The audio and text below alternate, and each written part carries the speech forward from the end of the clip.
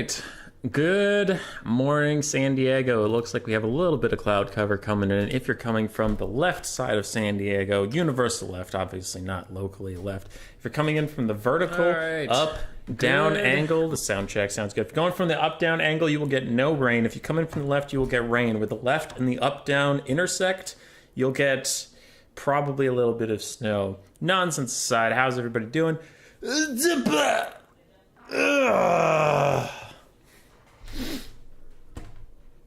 Cuden making fun of my bracket. My bracket is perfect. And this is what the whole stream is going to be about, is talking about how perfect my Photoshop bracket is.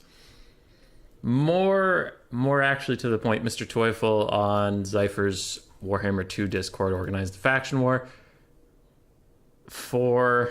Sorry, Dr. Jellyfish messaged me. For fun, for the memes, for the lols. We have a whole bunch of random people.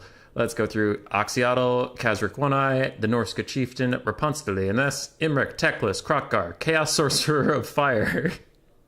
that's just a lord. Plague Seer, Ereness, the Red Duke, King Lewin, Marcus Wolfhart, Queek, Grombrindle, Ariel, Volkmar, Dark Elf Lady, because it's a Dark Elf Sorceress of Darks, so it's a small box, I did my best. Skrulk, Warzag, Anarian, Marathi, Cetra, the Imperishable, Torox, Bellagar, Grom the Paunch, Sisters of Sad, Kolek, Thoric, Mazdamudi, Blood Dragon, Vampire Lord, Count Noctilus, DJ Kotep, Throg, Heinrich Kemmler, and Darithu. Today we're doing part 1.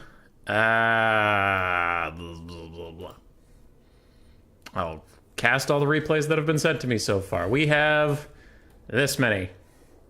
So there is a lot. Let's get to it. Round 1, game 1, that seems like a good place to start. We have ODM's Razel versus Malverde. Malverde on Oxyotl. Alright.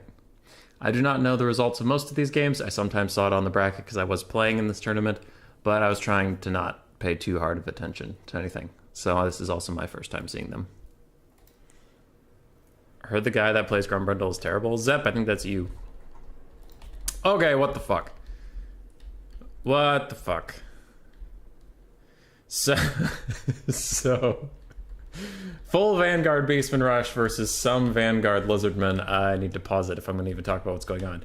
Double Chameleon Skinks, Oxyotl, 4 Saurus, 3 Chameleon Stalkers. We have a Skink Oracle, a Saurus Scar Veteran, and a backline of Feral Cold Ones. Cool. On the other side for the Beastmen, we have Kazrik One-Eye. Is he on foot or on his chariot? He's on his chariot. Wildscaster with Traderkin, another Tuskor Chariot, and the Butchers of Kalkengard. Don't see them a lot versus Lizardmen. 4 Centaurs with throwing axes. That is much more common versus Lizardmen. 2 normal Centaurs, and then a shit ton of Ungors, spears, and or otherwise. No live games, just replays? Yes, until the semifinals and finals. That'll be on Saturday. But it's kind of a Swiss, not Swiss league, but the play 'em when you can style. Ow! That Ungard is not having a good time. The Skink Oracle and the Chameleon Stalkers are all going to hit him at the same time. And Razel pushes up through the front line. Saurus are okay against Beastmen. They'll beat all the Beastmen infantry pretty effectively, but the problem is chariots are extremely common here, and Saurus can't do anything against chariots. Much to the Lizard's chagrin.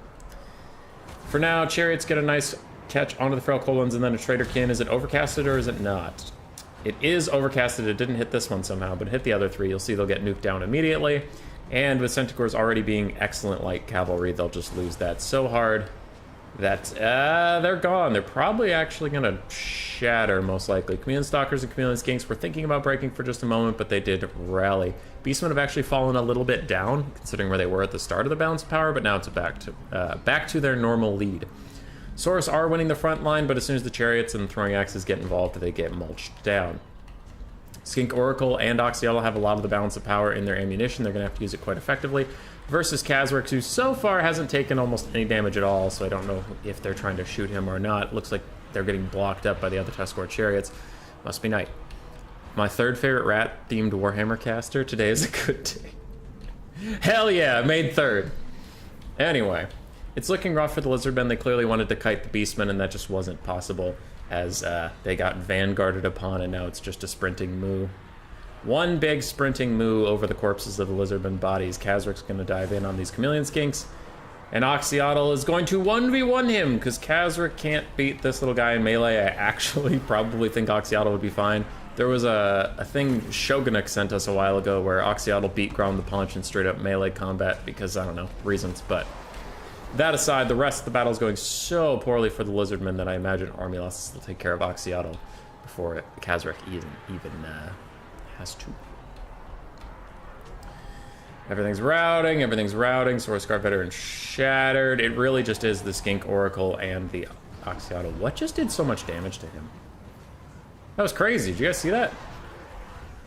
Hold on, what was the time? 2:20. Okay.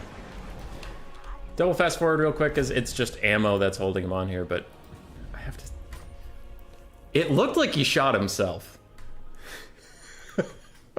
I don't know what did that much damage to the Oracle. And if you've seen the bugs I've seen, you would not doubt that a Skink Oracle could shoot itself.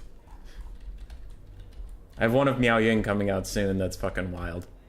She transforms into a dragon and then just hangs upside down for over a minute. She just hangs out upside down. Okay, so it was around 2:30, so I'll fast forward to 2:20 and then watch him carefully. So then, right here, he's gonna take a giant chunk. Oxy shoots him in the back! Oxy, you little bitch! He just did a quarter of its health! What the fuck, dude? He did so much damage. He's such a piece of shit. Oh my god. That's so good. Sorry, I have to change the name of that replay file so I don't delete it. Just shot him in the back of the head.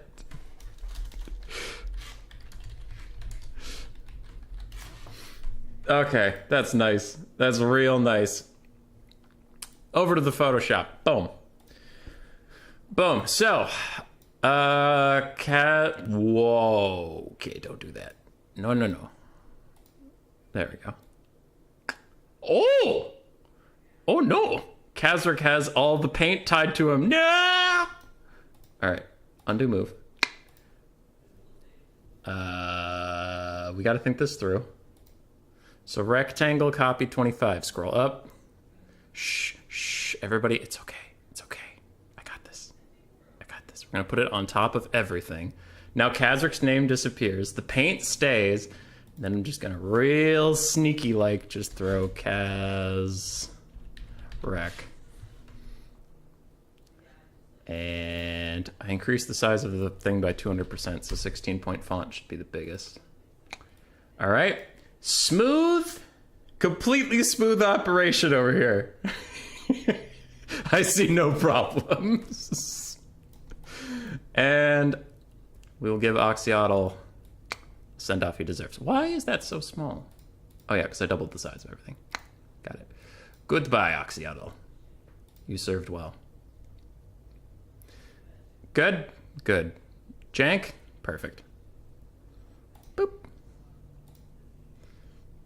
Oxy uses Poison Dart. It was super effective. Yeah. So, looking at that bracket, we just saw Khazrak. So let's do the other round 1 games. Do I have any other round 1 games? Game 4, Game 3, Game 2. Let's do that. Scar, who I have literally never heard of. Scar on Rapunzel Ereness versus Chris Pine Apple, which is, I believe that's its current year, with Marauder Chieftain. We need a name for the Marauder Chieftain, ladies and gentlemen. We need a name for him. Tower of Oath is the map, because that was the round 1 map for these forces. Now, I am unabashedly rooting for Rapunzel Ereness. She is my favorite Bretonnian lord, even though she is trash, and I acknowledge that, but she is my favorite. I'm imagining we'll see a lot of Knights of the Realm. We have Knights Errant, Knights Errant, Knights of the Realm, Knights of the Realm, Knights of the Realm, Knights of the Realm. And do we have more Knights Errant? No. Knights of the Realm are supremely good against Norsca. They don't have a lot of armor, so you don't need the armor-piercing questing Knights, and you do get the anti-large, so you can fuck up Mammoths you can kill, Manticores you can kill. Skin wolves, etc. We have Henry Le Massif, Rapunz herself, a life caster in the back, then a bunch of peasants, pole arms spearmen, which I actually think are undervalued, and a couple archers with fire arrows and poison.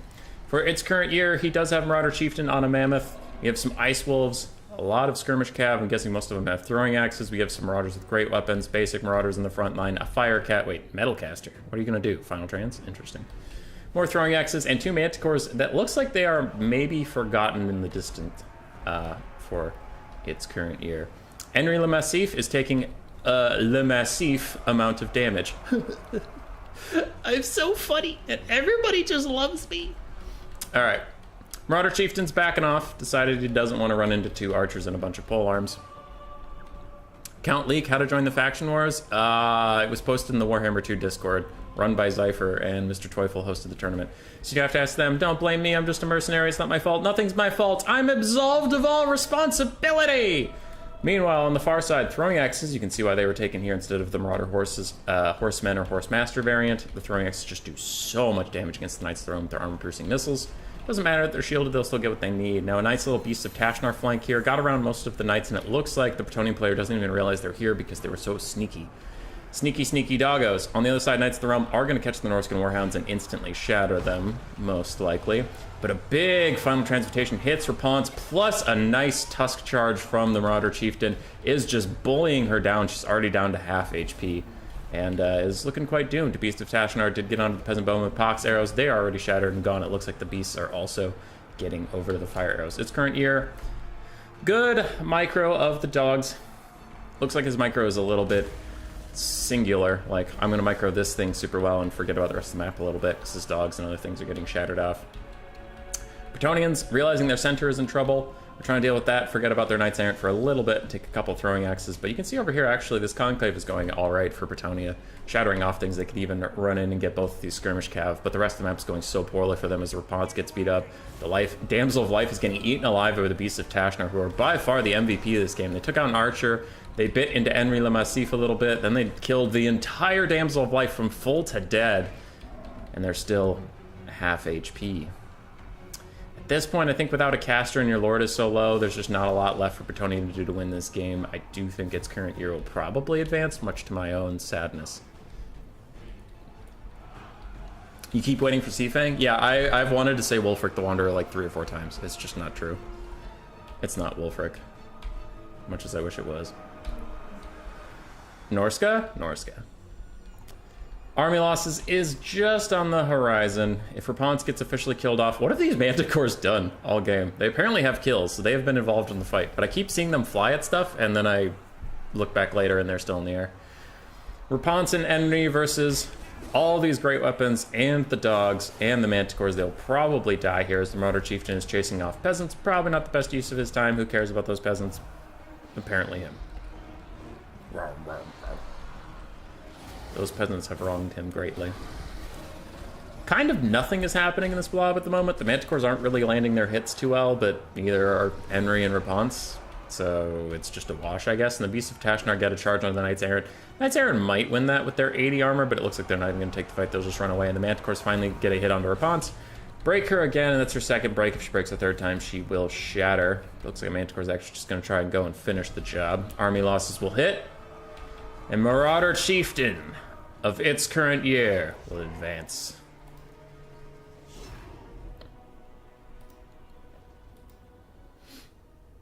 Marauder Chieftain got 900 value. Manticores didn't do anything either. I am very curious about the Beast of Tashnar, but I will hold. Throwing axes did fine. Beast of Tashnar, 1700 value. Very nice from them. Rapunz, a solid 146. Give it up for Rapunz, ladies and gentlemen. Good lord. Good lord choice.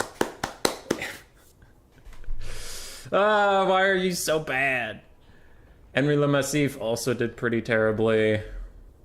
Pole arms did their best. Archers did okay. And the Knights did a little bit, but throwing axes to the face really diminishes what they want to do.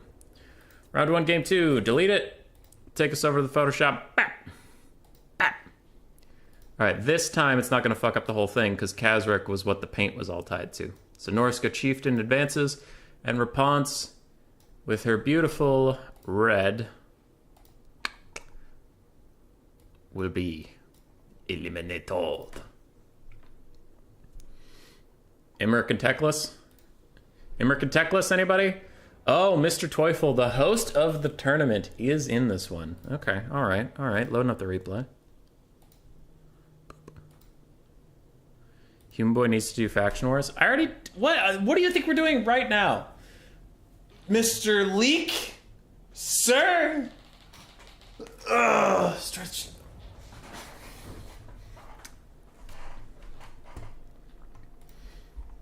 Okay. This is the same map again. Again, the round was played on this map. What do we have? Mr. Teufel versus Stinger. Stinger is on Imric, I believe. Mr. Teufel is on Teclis? Yes, I think. We'll see after this. For Teclis, Silver and Guard, Spearman, Silver and Guard, front line of Rangers and White Lions, so a really diverse high front line. We have one Eagle Claw Bolt Thrower in the back, a Frostheart Phoenix paired with Teclis on his Arcane Phoenix, and then we have one Illyrian Reaver Archer. Very interesting build. For the red side, we have two Illyrian Reavers over in the corner. War Lions of Krace, Silver Helms of Shields, Imric, a Deathcaster. Interesting. Rahagra's Pride, more Silver Helms, a bunch of Spearmen and Silver and Guard. Just Silver and Guard. And then Lava and Seed Guard. Huh. War Lions. Alright. This is a single lord tournament, not a faction war, you scrub. Well, it started out as a faction war, and then a lot of people wanted to play with more people. Why am I being attacked right now? Silver Helms take a good charge onto Rangers, the only non-spear or armor-piercing unit in the roster. So you can see the Silver Helms have taken literally 0 damage, and the Rangers took about 1/5 of their health bar, so that's why it's a good charge. Imric's charging in on the side of the White Lions with his War Lions, and some archers are lending support. Spirit Leech off onto Teclis himself. This is a thing I bitched about a lot during Warhammer 2, but I really hate it. If you don't have to overcast Spirit Leech, don't. Too many players... This is a side tangent. Too many players overcast Spirit Leech thinking it does more damage or something. It costs more Winds of Magic. You have a chance of hurting yourself. All it does is increase the range. So if you're in range, like this guy could just walk 2 feet and do it. You could save yourself Winds of Magic and potentially not hurting yourself. Just a heads up. Don't overcast it out of habit. It doesn't do anything except for increase the range, please. Anyway, Imric has Enfeebling Foe cast onto him, and he can't use any of his abilities due to the Scroll of Hoeth for a brief moment.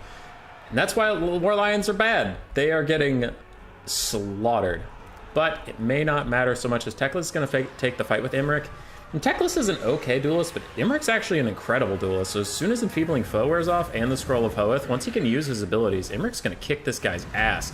And Teclis is actually running away already, and Rahagra's Pride is on his ass, trying to keep him on the ground. A quick fiery Convocation, though, will kill off some of the Silver and Guard of the red side, and Imric's War Lions are going to run for it.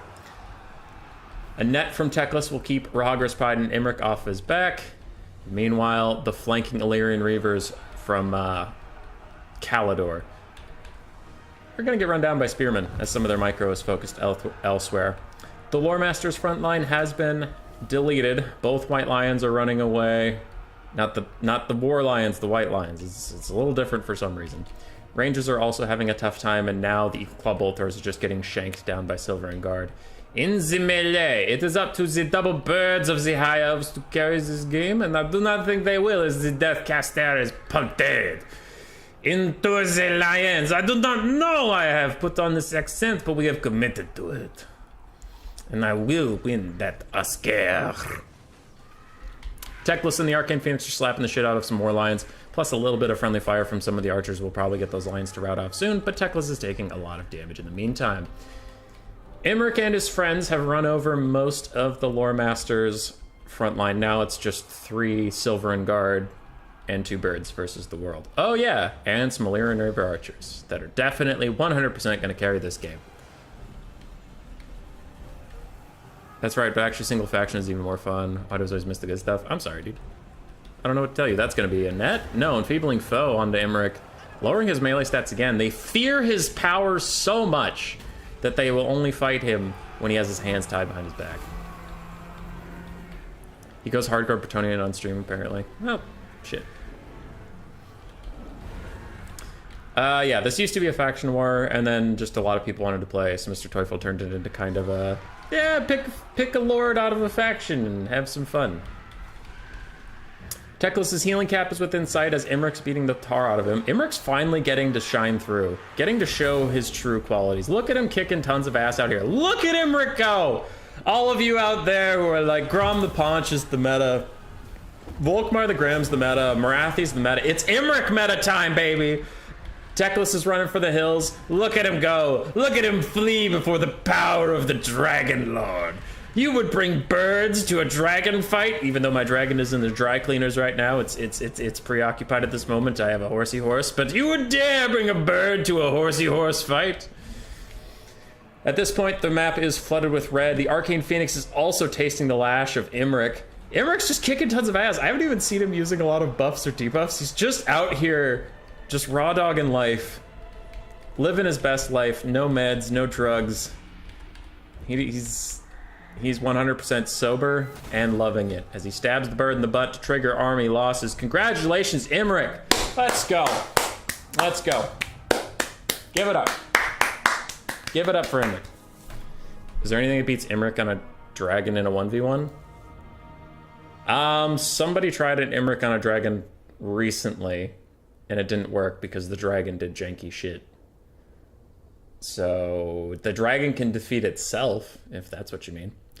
Anyway, Mr. Teufel was in fact Teclis, and Stingers was Imric. 3,000 damage value for the boy, the man, the myth, the legend. While the Seaguard did great, Silverhelms did great, and the Lions did honestly fine. Better than I would have thought. For Teclis, Teclis did okay. His front line got curb stomped except for the Silver Guard, who held forever but didn't get a lot of value. Lane Reaver Archers did okay, Frostheart Phoenix did okay, and the Claw Bolt Thrower did alright.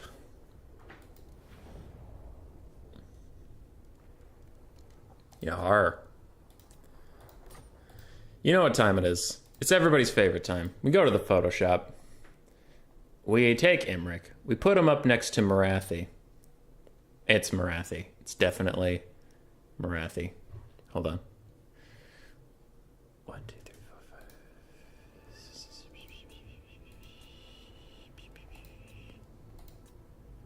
4, 5. 1 second.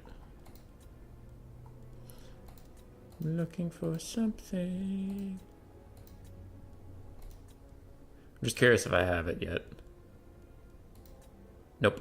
Okay. Then I'll leave that as Marathi for now. Okay, alright. Stupid sidetracks aside. What are we doing? We're crossing off Teclis, and he is the Order of the Lore Master, so he is also red. Teclis is out. Rest in peace, Teclis. But thank you, Mr. Teufel, who was playing Teclis, to organize this whole event. Very nice of him. Shoot him your thanks if you see him on Discord or something. He said he was too busy to watch the stream today, so he's probably not here. Probably. Maybe. I don't know. We're on game 4. Hannitan's on the Chaos Sorcerer Lord of Fire versus World Beater on Kraka. My favorite Lizardmen character. I don't really like Lizardmen that much, but I do like Kraka. Imric's throwing hands with anyone. Throg clearly is the best lord. Vlad beats up Imric because Vlad is a Chad. What do you mean not a single Tomb King? There's Cetra in this tournament. Alright. What do we have? What's going on? For the forces of World Beater, Chameleon Skinks, Chameleon Skinks, Chameleon Skinks. Then we have a bunch of Saurus, then some Skink cohorts. The Red Crested Skink ROR, Unbreakable and Unkillable. More Saurus Spears, 1 Solar Engine, Krokgar, and a Skink Priest to Beast of the Manticore summon. Pretty simple build from the Lizard. Who the fuck is pinging me? Cyrus? Oh, Cyrus. Don't downvote. Chaos Sorcerer Lord of Fire in the sky. We have 3 Marauder Horsemen, all with throwing axes, and then none over here, so that is it for them. Forsaken and Chaos Marauders got the front line. Forsaken were not used a lot in Warhammer 2, and then since Warhammer 3 came out and people went back to Warhammer 2, I've been seeing a lot of Forsaken recently. It's interesting. We have 1 spawn, 2 chariots, the Mirror Guard, and some Chaos Warriors with halberds in the back, and I think I mentioned the chariots, but I maybe didn't. Maybe. Hey, Hannitans, how you doing? Apologize to the host, it was ultra-sized. This was ultra-sized? This tournament is supposed to be on large funds. Well, I can't even cast this game now. Well...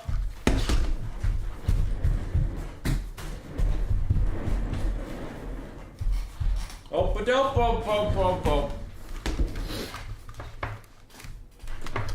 You're fine. Mr. Teufel told me about it before the game. It's okay.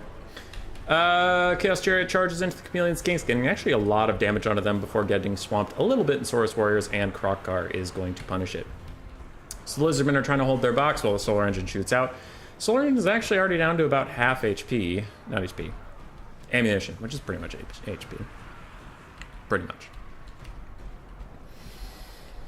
Looking around the Lizardmen, though, I am noticing a significant lack of carry threat. Like, you have so much holding the front line. Saurus.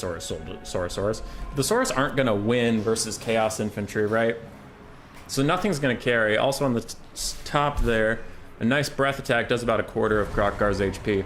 But anyway, my main point is, if you're going to go with a box formation like this, it's like, all right, you have great, incredible defenses. Now what's going to kill the entire enemy army? And it's like, 3 Chameleon Skinks and a Solar Engine. It's not going to be enough. Now, Saurus can outgrind some of the best of them, but not Chaos. Chaos will outgrind Saurus all day. Saurus aren't good versus Armored Infantry, which Chaos can have in spades, but they can also have Chariots, which you can see are just running wild from Hannitans right here. That'll be tough. I haven't seen a Manticore summon yet, and the Lizardman player is going to want to get that out soon. Either send it after some of the Chariots or send it after that Chaos Sorcerer Lord. Because he's on a dragon, but he's still a Sorcerer Lord. He's not incredible at melee combat. Krokkar gets Cycle Charged to death, though, and he is also going to Terror out. Guess he can ride a dinosaur, but he's scared of the big spooky dragon. Big spooky dragon. Yeah, it's looking tough. Lizardman box has broken. Chariots are running all around, all in the middle. Now the Solar Engine's still fine, but Krokkar is very, very weak. Big Burning Head gonna hit some Saurus, but it does a little more damage than I would have thought. They are usually spread out when they stand around, so they don't take that much damage in most cases. World Beater, gotta summon the Manticore. Get it out there. Go. Go. Don't be French. You don't be French. Don't tell me what to do.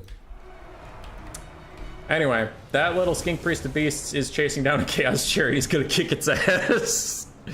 Chaos Sorcerer Lord of Fire is down to close to half health, a little bit above. But now the Throwing Axes have turned their attention onto the bestowed onto the Solar Engine, and he will go down extremely quickly to that focused fire. Extremely, extremely quickly. Some Throwing Axes are chasing off Krokkar. That's a good use of their time. Finish off the Lizardman Lord, and just look at Hannitan's cycle charging constantly. It's kind of not working out sometimes, but that's good, you know, it's good micro, even if Dragons and Warhammer 2 are not ideal. Not ideal. Are Manticore's Warmbloods asking for a friend? A scaly friend. Burning Head onto the Saurus Spears. I'm honestly surprised Lizardmen are even this far in the balance of power, doing, like, okay. Strange decision of the Throwing Axes to let Krokkar even come back, and I heard it! The Manticore summon of old! The Skink Priest of Beasts definitely has enough Winds of Magic to summon a second one very, very soon, so as soon as it's off cooldown, you probably want to get another one out, just to keep the balance of power out of the danger territory, but, like, the biggest problem we're talking about... Ooh, nice Hand of the Gods from Krokkar, honestly. Biggest thing we're talking about is just the mass, right? There's so much shit left from Chaos. Marauder Horsemen Throwing Axes all chucking in things. We have Forsaken, we have Chaos Marauders, we have Chaos Warriors, more Forsaken. There's so much stuff, and the Manticore is not good at clearing out large amounts of infantry. At all. It is a single entity duelist. Let's say he was tactically offered. Dragon OP, please nerf buff Frost Wyvern. Krokkar gets chased down by the Throwing Axes. It looks like they were throwing as running at him, and they'll do a lot of damage that way, and they should probably keep focusing on throwing rather than being in melee, because you want to kill Krokkar to get the leadership debuff for the whole Lizardman army. It's down to about 180 HP. Starting to close on that one. Skink Priest of Beasts. Being healthy is keeping the balance of power relatively even, but the balance of power doesn't recognize how horrible of a combatant he is. If this dragon has another breath attack, turning around and using it on this Bastillodon that's kind of stuck in place would be a good decision. And hey, great minds think alike as Hannitan's breath attacks him. Everything in that little circle is close to breaking. And Krokkar finally dies, spiking down their leadership, and we should see a mass rout over here that will potentially lead to army losses. The Manticore fades, army losses comes in. It's almost like Human Boy has seen a lot of Warhammer games as he says exactly what's gonna happen. Somehow, the army losses blink occurred, and this Skink Priest of Beasts ignores it long enough to get off his second Manticore summon. He was like, fuck your game mechanics, I'm summoning the second Manticore. Oh, funny. And the tourney, it's lost its legitimacy. Yeah, I could see that. Chaos Sorcerer Lord of Fire only getting 1,900 value. I honestly thought it would have done better considering everything it did. Forsaken, one of them did really well. Chariot play was really good. They're not going to get a lot of value because chariots are kind of weird like that, but they did fine. Throwing access to 12. Very spread out value on the Chaos Army. It's good stuff. Krokgar, 1,300. Dueled his ass off. Saurus almost paid for themselves. Command Skinks did okay, and the Solar Engine did fine, but I just had trouble. One eye of Hubby sees the future, and the other sees him losing to Wood Elves. I like that one a lot. Not that you've done a video about that recently? Yeah. That was funny. Like, that video was silly, actually playing that game. Okay. Llama, I'll try to remember to do that. Anyway, yeah. So that video came out, and it was like, I barely took any damage, and all of a sudden my lord went from like 30 plus leadership, takes 40 damage-ish, and that is like, fuck this shit, I'm out of here, negative leadership for the rest of the game, I hate this place, and they just peace out. So Krokgar of the Lizardmen, the last defender's color is kind of blue, so we will cross him out in blue. Give him some little legs. It's a lizard, and he's dead upside down. Meanwhile, grab the Chaos Sorcerer Lord of Fire, move him up to fight Grom Brindle. We're done with round one. Round one, dead, done, gone, forever. Cool. Start of round two. I don't think all the round two games are done yet, but I will cast all the ones that I have with me today. Cool, cool. Round two, game one.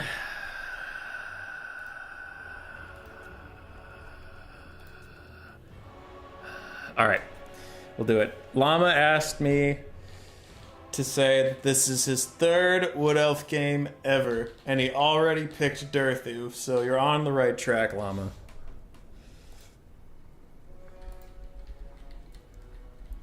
For Llama, we have a unique formation. Glade Guard facing in every direction, watching out for some vanguarding beastie boys. Then we have Deepwood Scouts, Deepwood Scouts, Deepwood Scouts, the Hawkeyes of Jakira, 2 Dryads, 3 Eternal Guard, Durthu, and double Waystalker. All right. That is not a lot of infantry, and that is a lot of archers for the Wood Elves. Okay, I'm a little concerned about that. For the Beastmen, we have Tuskor Chariots, Bray Shaman of Wilds, Bray Shaman of Deaths. We do have Kazrik, one eye on foot! Foot Kazrik! A couple Ungor Raiders, a whole bunch of Ungor Spearmen, Ungor herds, I guess you would just call them. Centaurs are throwing axes, Centaurs are throwing axes, Centaurs. Got it, good.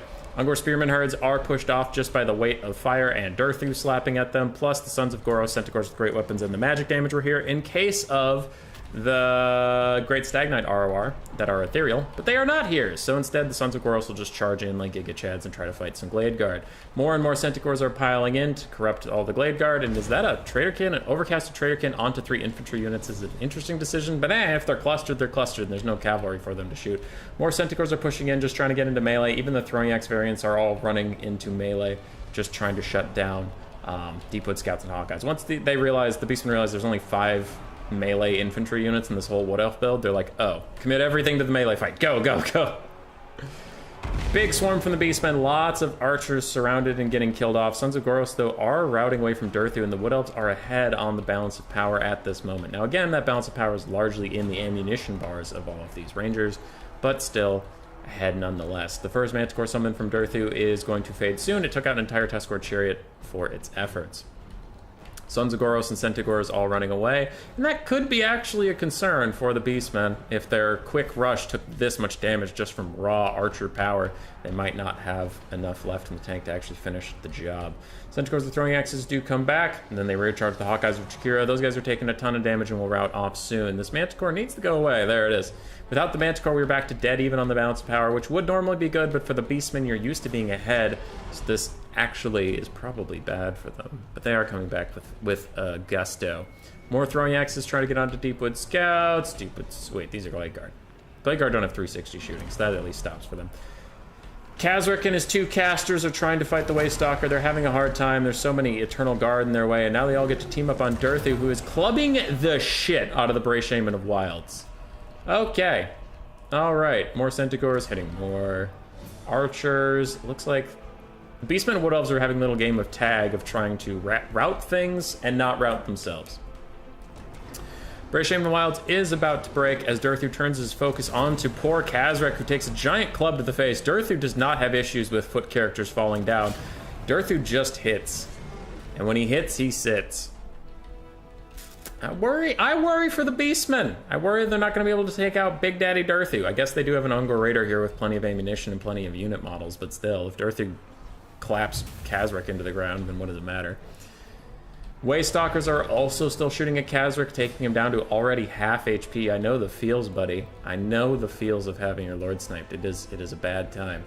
What else? Routing in every direction. What's actually still here? It's Durthu, it's a Waystalker, it's another Waystalker that is definitely 100% not about to rout. Cough.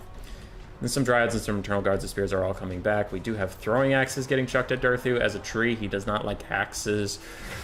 Gnawing, biting, burning axes. Amber Spear from Llama is used. It slightly missed Kazric, and even if it had hit, it wouldn't have done that much damage. Probably should have just saved up for another Manticore summon, personally. Durthu is still doing his damnedest, but now that the Beastmen have backed off of melee fighting him and just hitting him with throwing axes, he's already lost about a quarter of his health from that strategy. What is this? A Traitorkin gets cast by the Wilds caster. Interesting. Kazric is getting his ass handed to him by the Waystalkers, I believe. I refuse to believe Dryads did all that damage to him. As much as I bitch about Dryads, they're not that good in melee. So I'm thinking if the Waystalkers. Kazric is already routing. Can the Wood Elves hold on? Their other Waystalker did rout, but it looks like it is going to escape into the sneaky, sneaky north. If Kazric gets killed off, the Wood Elves have a chance, because they could just chain route the Beastmen. But the Beastmen have a lot of ammunition left. Look at all these throwing axes. Look at those archers. I think the Beastmen are going to win, but it's not over till it's over. I will play it at times too as we get a little bit of Benny Hilling, as it's going to be just shooting Durthu and Durthu running after Kazric. Kazric is going to get away, Durthu will fall, and I think that will be the end of the game. Yes. Close. Human Boy boxing on Wood Elves, shake my head. This is Dowie playing Wood Elves. I wasn't playing, you shenanigans. Durthu did well until the Beastmen started kiting him. Then he did not do well at all. Infantry units did fine. Deepwood Scouts struggled. Hawkeyes of Jakir honestly struggled too. For Kazric, on foot, I don't know how expensive he is, but he got 800 value, so let's hope that was enough. Neither of the casters got a lot of value out. Ungor Spearmen didn't do very much. Archers didn't do very much. Centaurs did what they had to, but died for it. And the throwing axes were the hard carries of that game. A GG. GG tree carry, you are wrong. Yes. You are wrong. You should feel bad. Kazric advances all the way over here because it is hard to fit 36 people onto one thing, so it gets a little easier after that. But for now, Durthu, you are a tree and therefore you are green. I will now cross you out in the color of your people. Got him. Next! Round 2, game 4. Round 2, game 2. We'll start with that. Subutai versus Berserk on blank and blank. Excellent. Berserk is on Throg the Troll King, and Subutai is on Heinrich Kemmler. Who we voting for? Norsca's a fan favorite, but who can hate on Heinrich Kemmler? Oh, we get a Frostworm versus a Terrorgeist. That's something. All right. Terrorgeist, Dire Pack, a whole bunch of... Whew! Okay. Terrorgeist, zombies, a whole bunch of skeletons, spearmen, and swordsmen. Otherwise, we have a Sternsman. We have double White King, Heinrich Kemmler, Direwolves. Ooh, double Terrorgeist! Okay. And we saw a Gaze of Nakash overcast from Heinrich Kemmler. He takes the damage, and a Marauder Horseman blocks the entire thing for the Skinwolf Werekin. Meanwhile, there's 4 Marauder Horsemen, Skinwolf Werekin. We do have a Frostworm who's going to get a nasty breath attack off onto the Dire Pack, and they are just one shot down. Oh, huge lead for Norsca. Nothing could possibly happen. The game is over. You might as well forfeit now as the Skinwolf Werekin is getting his ass handed to him by the Terrorgeist. This is the most I've ever seen a Terrorgeist hit. And meanwhile, these Marauder Horsemen are all really... really fucking up right now and just constantly missing a Terrorgeist that's sitting literally still, and they're just missing every shot. A White King piles in to also take care of the Skinwolf Werekin. Anyway, we have a Frostworm, we have a Firecaster, we have a bunch of Berserkers and Marauders with great weapons chilling in the back, Throg as well, and Norscan Ice Wolves and Skinwolves in the trees. So it looks like Norsca really wanted to delay and use the skirmish game to their advantage, but Marauder Horsemen are just doing horrifically bad at taking out this Terrorgeist, and Skinwolf Werekin is paying for it. Now, he does have regen, he can run away, he can get his stuff back up, but still.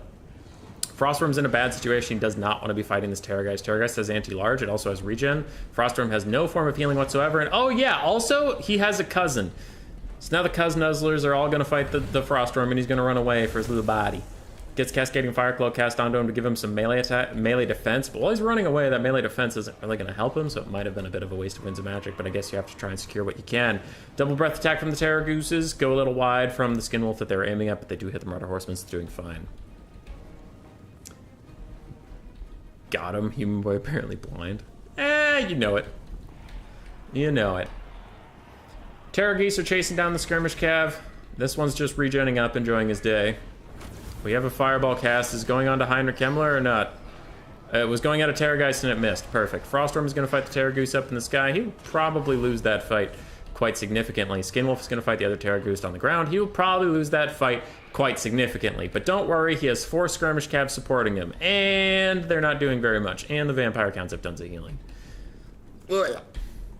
Norsca is ahead on the balance of power, so I'll give him that. I'll stop being shitty for like 2 seconds. 2 seconds. 1, 2, done. Alright, Norsca sucks dick.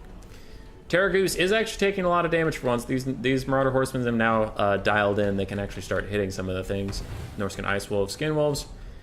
Running up to support the Skinwolf Werekin if he needed it, but now falling back. And a White King thinks about getting a charge onto a Shaman Sorcerer of Fire, but the boy puts on the moves and he jukes past him. Who is messaging me on Discord and what could possibly be so important right now? It is Cyrus. It says, you see I'm angry because it's anime. Anime! More Skirmish Cav play from the Norskins. Honestly, they've been doing pretty well so far.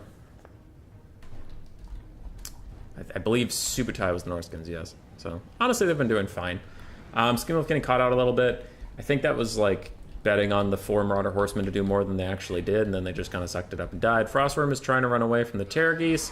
Its slowing aura is stopping them from getting a great pursuit on, but they're still getting decently, and you can't even see their healing caps yet, so they can continue healing. That Frostworm's got the health he's got.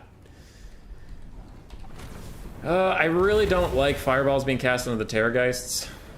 They have a weakness to fire, sure, but they still have 80 armor and large health pools. Fireball Poke is especially good against things with small health pools and low armor. So I don't love those casts personally. Skinwolf Werekin takes a little bit of a breath attack. He's retreating his healing caps within sight. One of the Terror Geese also has a healing cap within sight. And lots of spears are getting chucked into skeleton spearmen who are shielded and, bear with me, shit. They are shit units. They don't really care if they're getting shot. That's their whole point. Thanks for the news, Human Boy. I really respect this. Thanks a lot, man. Nearb the Clown, anytime. We just cast fun games, man. We don't really care what we're doing. Frostworm charges into the Terrorgeist with a charge attack bonus and fighting among some friendly doggos. You think he would win, but you have never seen a Frostworm before, my friend, because they are trash.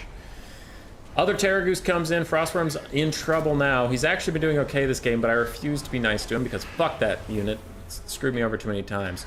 Subutai has good control over his Marauder Horsemen, but they are running out of Poke sticks, which is real bad for them. Skinwolf Werekin piles into the Terror Geese, and both of their healing caps are getting awfully close, and now I'll have to start being less shitty about what's going on and more concerned for the fate of Berserk.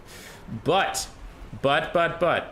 Skirmish Cav is out of ammo, essentially. Throg piles in to fight against this White King. Instead, he gets stuck on his own troops, can't swing, and now Heinrich, Kemmler, Krell, a White King, and zombies are all surrounding him. Throg is the king troll, and he misses Heinrich Kemmler. Throg is the king troll, but he is still a troll. His leadership is spiking down before he even takes any hits, and now he's already below half. He's still swinging away at Kemmler, doing almost no damage. Cascading Fire Cloak is cast upon the Troll King to try and keep him in this fight. Frostworm is fighting with the White King along with all of his friends. And it looks like Norsca's infantry has finally been pulled up to help at the front line. Berserkers will go ape shit on the Skeleton Spearmen as long as they avoid the scab scrapes of the Vampire Counts.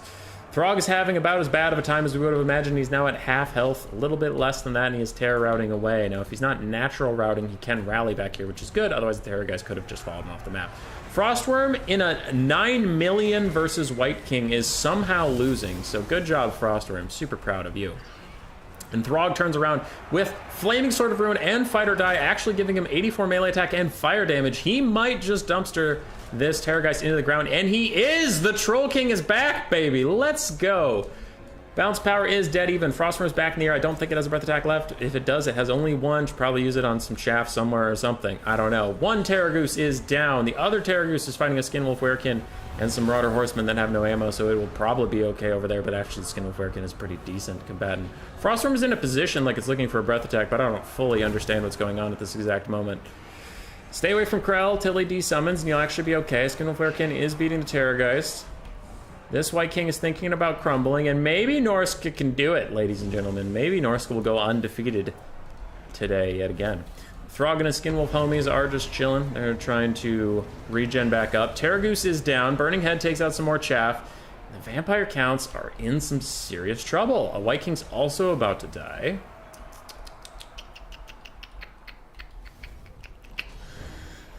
You have Berserkers that, as long as they don't get Scab Scrape, can take out nearly infinite zombies. You have a Shaman Sorcerer of Fire. Throg's running up. He'll beat the brakes off of Kemmler, especially without Krell. And Krell is fading away slowly. So it's now down to Kemmler and this White King to carry this game, and I don't think they can. It feels like Norsca has a lot more going for them in this game as long as Throg doesn't die. It feels pretty said and done. I don't think the Sternsman can really do too much, as a beautiful Frostworm breath attack just goes down the line, takes about 2/3 of their HP off. Wow, that was a nice shot over there. Krell needs to go away for Norsca's sake. Otherwise, he's going to come in here and start doing some serious damage. He's already swinging that axe at the Skinwolf Werekin. As the White King is getting buried down, balance of power shifts heavily into Norsca's favor. As the White King is disintegrating away, Krell is gone too, and that is going to be army losses. Throg is actually going to win. All right. Okay. Color me impressed. All right, good job, Subutai. Good job, buddy.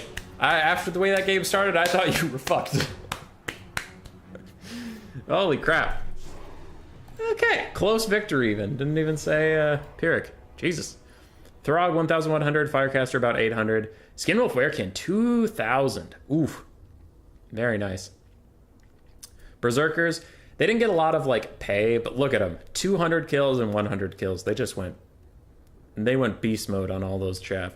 1,000 value or more for all the horsemen except for one. Dogs did fine, Skinwolves did great, and the Frostworm, I'm sorry I doubted you. You're a piece of shit, but today you did okay. For the Terrorgeist, 1,500, 1,200-ish. Dire Pack didn't get a lot done. Skeletons didn't get a lot done. Graveguard got butchered. The White Kings did actually fine. Kemmler did his best. Subutai was VC? Really?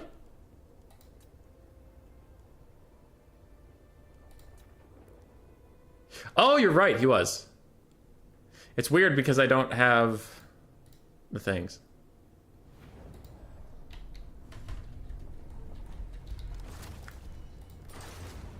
Because it just says, like, it's just blank in the replay thing. All right, well played, Berserk. There we go. That's just blank. Can't see it. Well played, Berserk. That was excellent Norsca-ing. Who dares message me yet again? Our undivided allowed is your friendly minder. Don't be yourself. Be a simp. No. Okay. Photoshop. What we're talking about?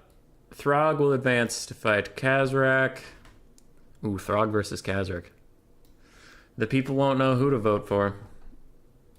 And then we have to get rid of Kemmler in his native color. Also red. Fuck you, Kemmler. Could have been blue for the Barrow Legion, but we went red for Vampire Counts. Alright, has Kotep versus Noctilus been played? Round 2, Game 3. I have Round 2, Game 4, 5, and 6. I don't have Game 3. Cool. So we'll go on to the Blood Dragon Lord versus Mazda Mundi.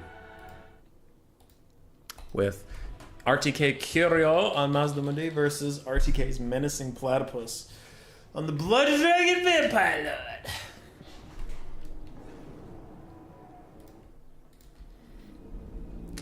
He's also the only... Spoilers, Cuden, spoilers! Also, there's a lot going on in that game.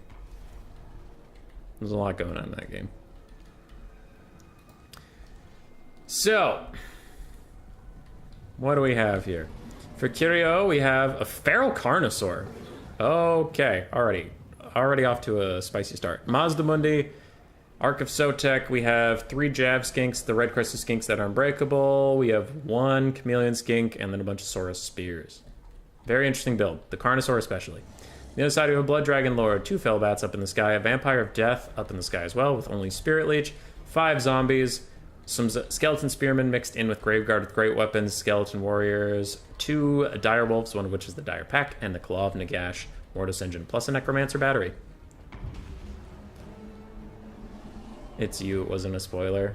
Yeah, sure. Anyone can check the challenge page? Yeah, but not all the people watching right now or in the VOD are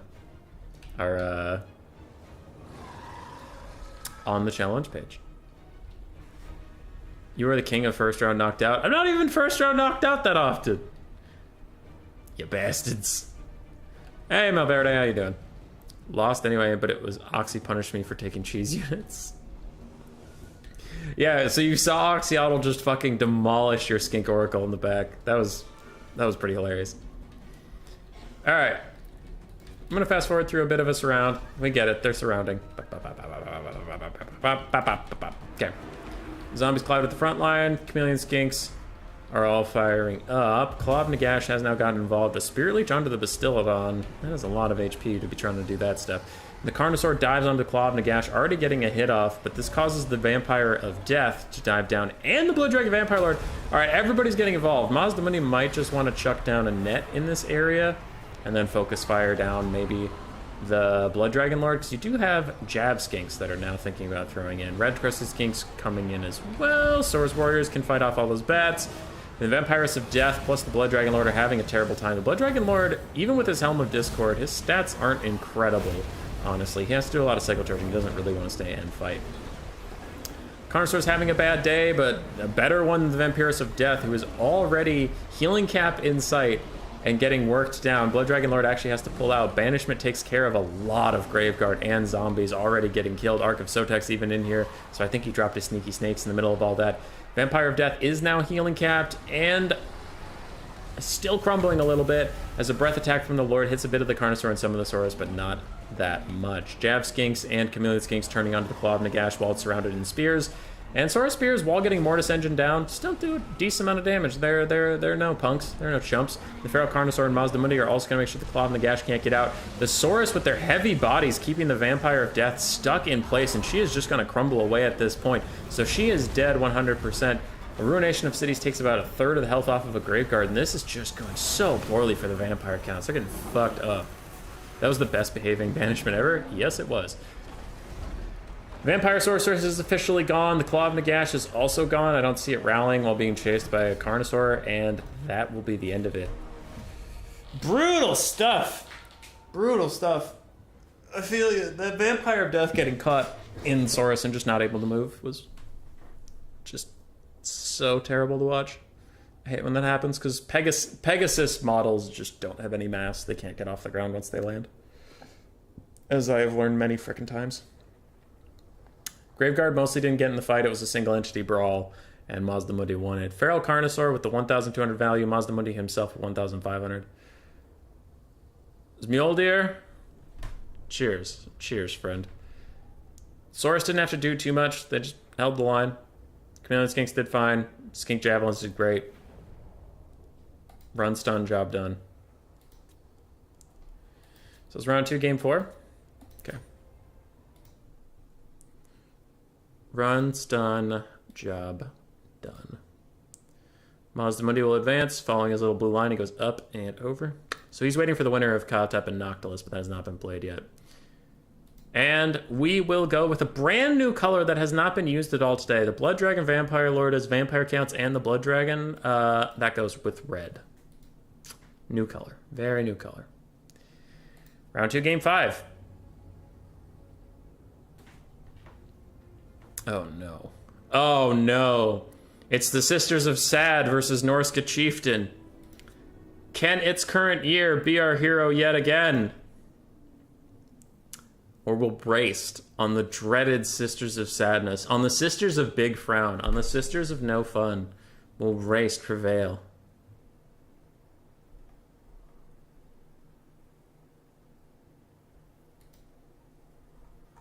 We'll see. I was just checking up on some Discord messages. Official car of the Lizardman. The Mazda Mundi. Ha ha. Ha ha ha. Samaric. I like that one. That was good. Alright, for the Heralds of Ariel and Race, we have Sisters of Twilight. We have one Hawk Rider, a bunch of Dryads, some Eternal Guard. We have Glade Guard with Tagbane Tips and Starfire Shafts. More Eternal Guard, more of those things. The Wild Hunters of Kuronos. Some Glade Riders. Plus we have a Shadowcaster. Branch Wraith with Pendulum and Earthblood. Pendulum does not suck in Warhammer 2 like it does in Warhammer 3. Remember that. Go Norsca, says Cyrus. I agree. On the other side, we have its current years, a Marauder Chieftain, a Sorcerer of Fire, and a Sorcerer of Death. We have the Miststalkers, Familiar Warriors, Marauders, a bunch of dogs, a bunch of Marauder Horsemen and Horse Masters mixed in together. Marauders, Horsemen, Horse Masters, one Chariot, Ice Wolves, and more Marauders. You get the gist. Few finally caught up. Fast matches today. Yeah, they're replays. We don't have to sit around and wait for people to build armies. Some people were saying they could wait and play their stuff live on stream today, but I'm like, doing some live and some replays is just weird. Let's just get them all done as replays. Little bit of skirmishing going down. Glade Guard are actually getting pretty good value out. Most standing infantry archers will beat skirmish cavalry in a straight, pew-pew fight. Ooh, I didn't notice the Lost Sylvan Knights. We do have the Great Stags. Is that Deathcaster in range? He's not. They have Flaming Sword of Ruin, Aspect of the Dread Knight, and Spirit Leech, all to use on these Lost Sylvan Knights, so... The Lost Sylvans could be in trouble here if we get a cast off, but Race seems to have forgotten about the Sisters of Twilight. Sure, the Eagles dodge around a bullshit amount of ammunition, but that is still a lot of ammunition getting thrown at you, even if 99% more of it should have hit at this point. Stupid Eagles with their stupid. Sisters are running. I don't know if they can kill it in time. They'll see. Quick little pendulum cast. Predictive hits the Marauders, and the Familiar Warriors are actually running away. Sisters will be allowed to rally. Ooh, that is a mistake. You could have run these little Beasts of Tashnar underneath them and really made them pay, but it does look like they'll get to heal off. Oh, with positive leadership, they walk off the map. A really bad loss for the Wood Elves. They probably should have rallied. I think that's kind of bullshit that they didn't, but okay, whatever. Race is going to have to deal without them, I guess. Meanwhile, the Great Stag Knights are fighting. Aspect of the Dread Knight cast onto the Beast of Tashnar. These little guys with their anti-large, and the Great Stag Knights have 0 armor. They're getting torn apart by the little doggos that could keep chasing them. Earthblood upgraded his cast from the Branch Wraith, and the Wood Elves are in real trouble as the Beast of Tashnar charges them. It's like, listen, if you're not going to fight us, we'll fight your Blade Guard with Hagbane Tips. The Great Stag Knights have nowhere to go. Wild Hunters of Kronos will dive in and bail them out of this bad situation. But Norsca has so much skirmish cav left. I guess the only thing going for the Wood Elves is somehow they won the frontline fight, because Wood Elves are a weird faction and win the frontline fight against certain factions that you think would beat them. The Lost Sylvan Knights are actually routing off the map. Now, just because they're ethereal doesn't mean they're undeads. They actually do have normal leadership, and the Norscan skirmish calves all piling into the Glade Guard. Glade Guard have decent melee stats, but they're not going to beat this many horsemen, most likely.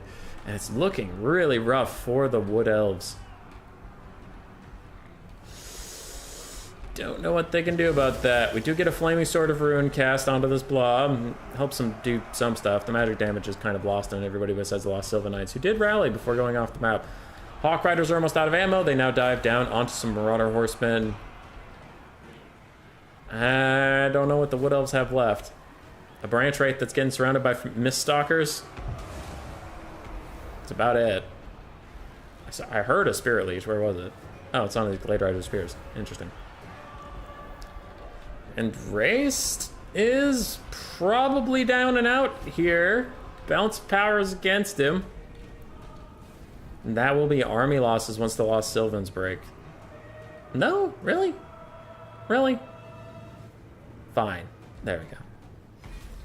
Alright. Marauder Chieftain continues on. A shocking result, actually. Rip sisters. Rip in peace, sisters. Wood Elves, nothing got crazy value. Wild Hearts of Kurnos did the best. The Marauder Chieftain, Chris Pine, got 100 value, so he definitely carried. It was no one else. Definitely him. One Marauder got 1,000 value. That's pretty good. Chariots did fine. Skirmish Cav did fine. Dogs did okay, except for the Beast of Tashna, that did great. You know what that means. It's everyone's favorite time of day. It's time to go to the thing. The Sisters of Sad are left behind. The Norscan Chieftain goes up and around and down. And the Sisters of Sad, they're the Heralds of Ariel, which I think is purple-pink. So we'll use purple-pink for once. Purple-pink, Heralds of Ariel. Get out of here. Pew, pew. Bamity, bamity, boobity. Round 2, game 6. Cummer dinner on Inanos versus the green one on Gueros de something. Okay, I'm gonna have to figure it out as we get in. It's Kolek Sun Eater versus Thoric Ironbrow. Got it. Kolek and Thoric, the battle of the X. Where's Surthek? Surthek with the steel chair! Meh.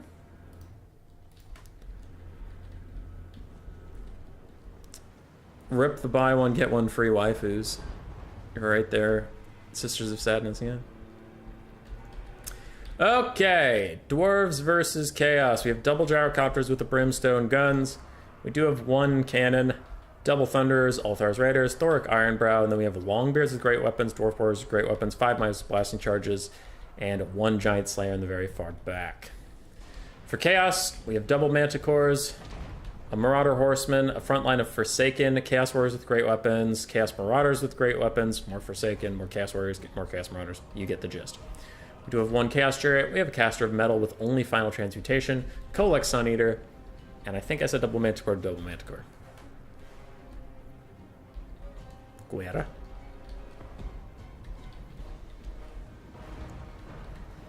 Cannon's trying to punish the Marauder Horsemen, who are just keeping the Gyrocopters at bay. But even then, Marauder Horsemen don't actually do that much damage to Gyrocopters. They're not the Throwing Axe variant, so they don't really do anything.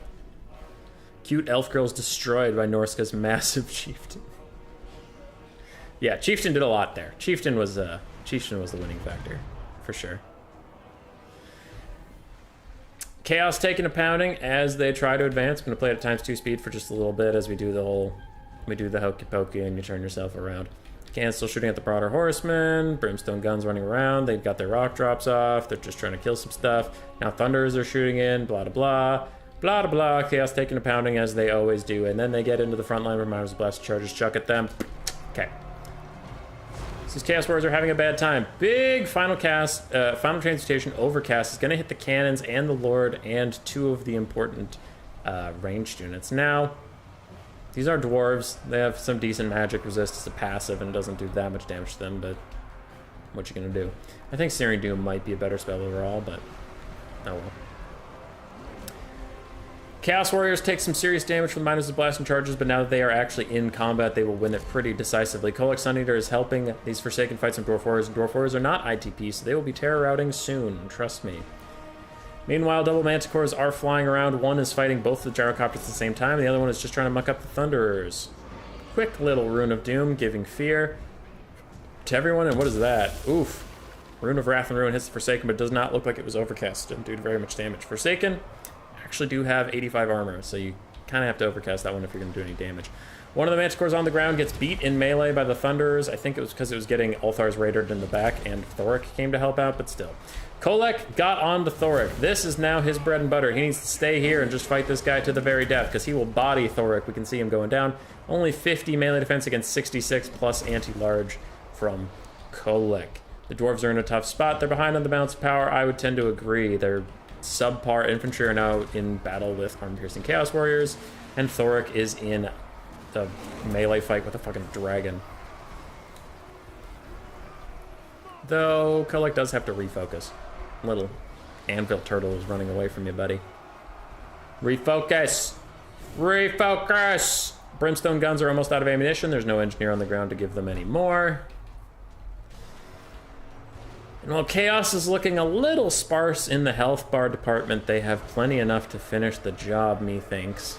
Ulthar's Raiders are pretty low. This Chaos Chariot that I thought had routed a long time ago is actually back with a brand new invention.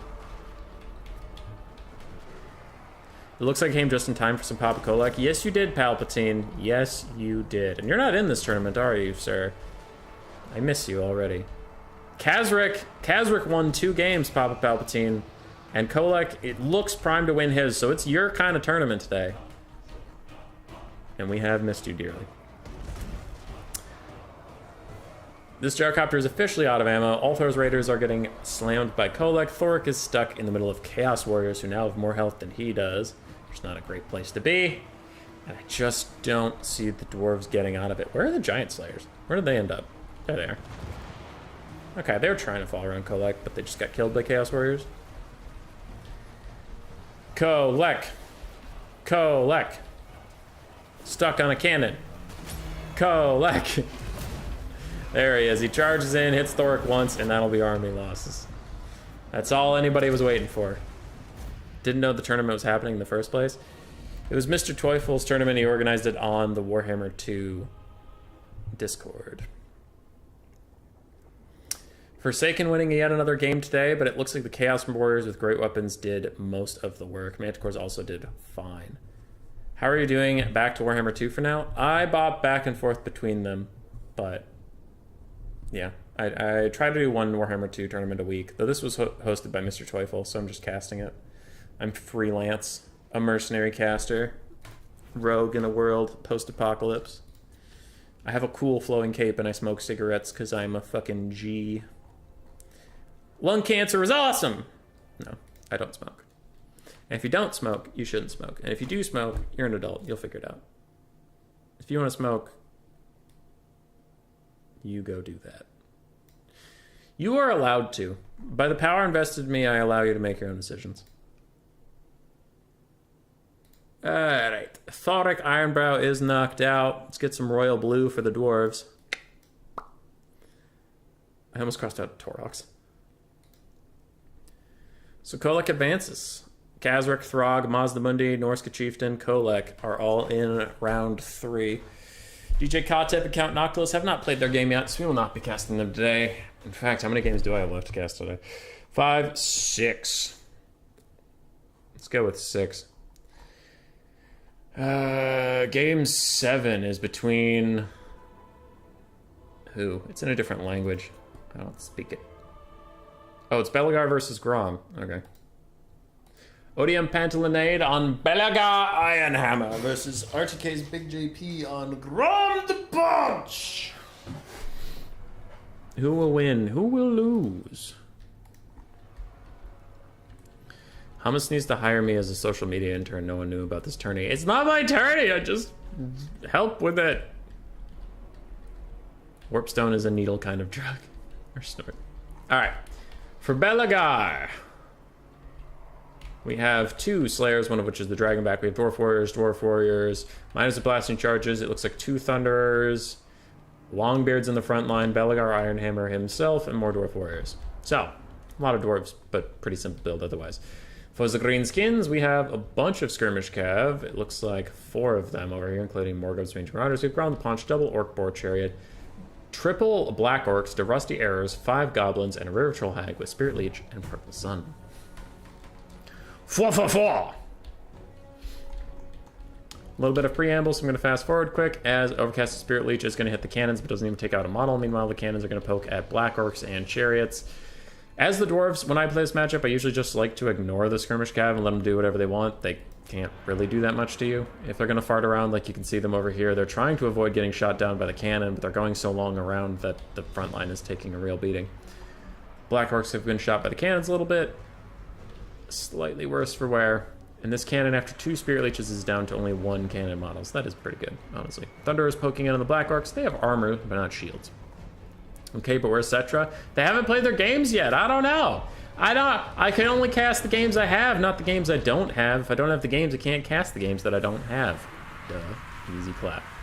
Cannons punishing the Orc Boar Chariots on their way in. Ground the Paunch is also taking a little bit of damage as well. And Dragonback Slayers are nearby, waiting to catch him with open arms, and they're running over as the Orc Boar Chariots will start to slow down. If Big JP is not perfectly on top of his micro, they will get caught up, and the Dragonback Slayers do have a slowing effect from their melee attacks. 1 Orc Boar Chariot is about to break, and Grom plows further into the Slayers as cannons are shooting at him. Meanwhile, on the front line, 1 Black Orc's down to half health. 1 Black Orc is down to like, between half and a third, but it's close to routing, and this other one is quite healthy. Both Orc Boar Chariots are about fucked. These Longbeards are going to chase the Rusty Arrows and stop them from shooting for a little bit. And Thunderers are still shooting at Black Orcs. Maybe you want to turn and fight shoot the River Troll Hag just off her really quick, but who knows. That cannon is fully out of models, so its ammunition doesn't matter. It's essentially a shit tier infantry unit. Is someone playing Karl Franz? No. Human, by the way, it's so good to see you back on casting. Did you have a good time on the post weekend? Yes, I'll talk about that after this game.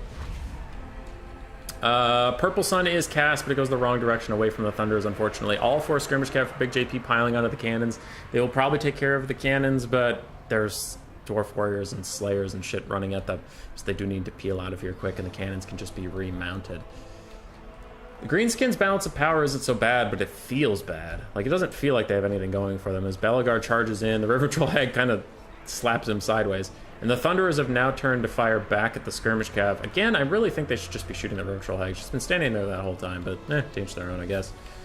These Thunderers are going to peel the Orc Boar Chariots off themselves. Black Orcs are winning the fight versus Longbeards, but it's taking them forever, and they're needed elsewhere. The Rusty Arrows are returning to the fight. Oh, they're so scary. Oh, the Rusty Arrows. Whatever shall I do? Ignore them, probably. Grom the Paunch is charging 1 Thunderers just to be shot by the other one. Men, ready! Aim! Shoot, you fucking animals! Shoot! You degenerate scum! Okay, they fire at Black Orcs instead of Grom. The cannons are trying to shoot at Grom. All right, ready! Aim! Shoot! Shoot, you degenerate scum! 1 fires at point-blank range, the other ones are just too busy being stupid. Longbeards catch the Rusty Arrows. They will win that melee fight handedly, and Black Orcs are still beating down these Longbeards. Greenskins still about the same point in the balance of power they were before, but we have aim! Aim! Fire! Fire, you dumb pieces of garbage! Fire for once in your fucking lives! Just shoot him! Shoot the fat goblin, you dumb fucker! Okay, they're not gonna shoot the goblin. Bellagar's running around with full HP. There's no healing, by the way. He literally has full HP. He has not been damaged by a single thing all game. Not even a goblin poking him. Let me see his fucking health. Whatever, you get the point. Not even a goblin has poked this man. Grom's still running around. Cannons have been trying to shoot him for 35 years. Thunderers have also been trying to shoot. Amen! Fire! Yes, you finally shot a cannonball. I'm so proud of you, you degenerate fucks. All of you should take the Slayer's Oath after this, because you're trash. You're trash dwarves, and you know it. These Black Orcs have been fighting these same Longbeards since, like, the game started, and they're still doing their best. Rusty Arrows are still running away from Longbeards. They're doing their best. And hey, look, they shot something, and Grom took real damage, and the balance of power moved a meaningful amount. Holy shit, guys, that's crazy. Shooting your guns at a target does something? That's wild. That's crazy. Grom breaks. Balance of power tips heavily against the Greenskins, and if Bellagar can do any damage at all to this River Troll Hag, this game will end. By Petra, I smite you with my shoe. Just Marcus and Volkmar, the boring lords. Yeah, it was up to people to pick their own lords. Grom is running away. Takes another volley from Thunderers on his back. But at this point, I do not see the Greenskins winning. The bounce power is artificially inflated by the fact that the Virtual Hag is a caster, not by the fact that she's half health, used a lot of spells already, or low on leadership. So I'm going to hit the double fast forward button. Because as soon as she breaks, that bounce power is going to swing wildly downwards. And there it goes all the way down! Dwarves win! Woo! Fucking woo! Oh, that stretch. Oh, that was a spine popper. Anyway, yes, for anybody who did not know, I have not been casting, not because I'm lazy, not because I do not enjoy your company, but because I was out of town. I went to Colorado for Grace's friend's wedding. There, Grace got COVID, which means I will probably get COVID within the next few days. It is a joy. It is a pleasure. But it was a fun wedding. It was a good weekend. Had a great time. That's why I've not done any live streams, though, since Thursdays, because I have not been home. Thunderer's got good value. Oof, 2,200 on that cannon. Yep, that carried. Bellagar was fighting all game. He almost got 1,000. Grom, 1,200. Virtual Hag, about 800. Black Orcs did okay. Rusty Arrows did okay. Chariots got murked. And Skirmish Cav also got murked.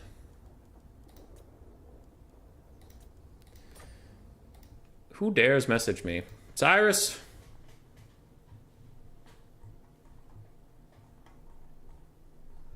Cyrus messaged me some anime things. Logic pinged at everyone for a YouTube video.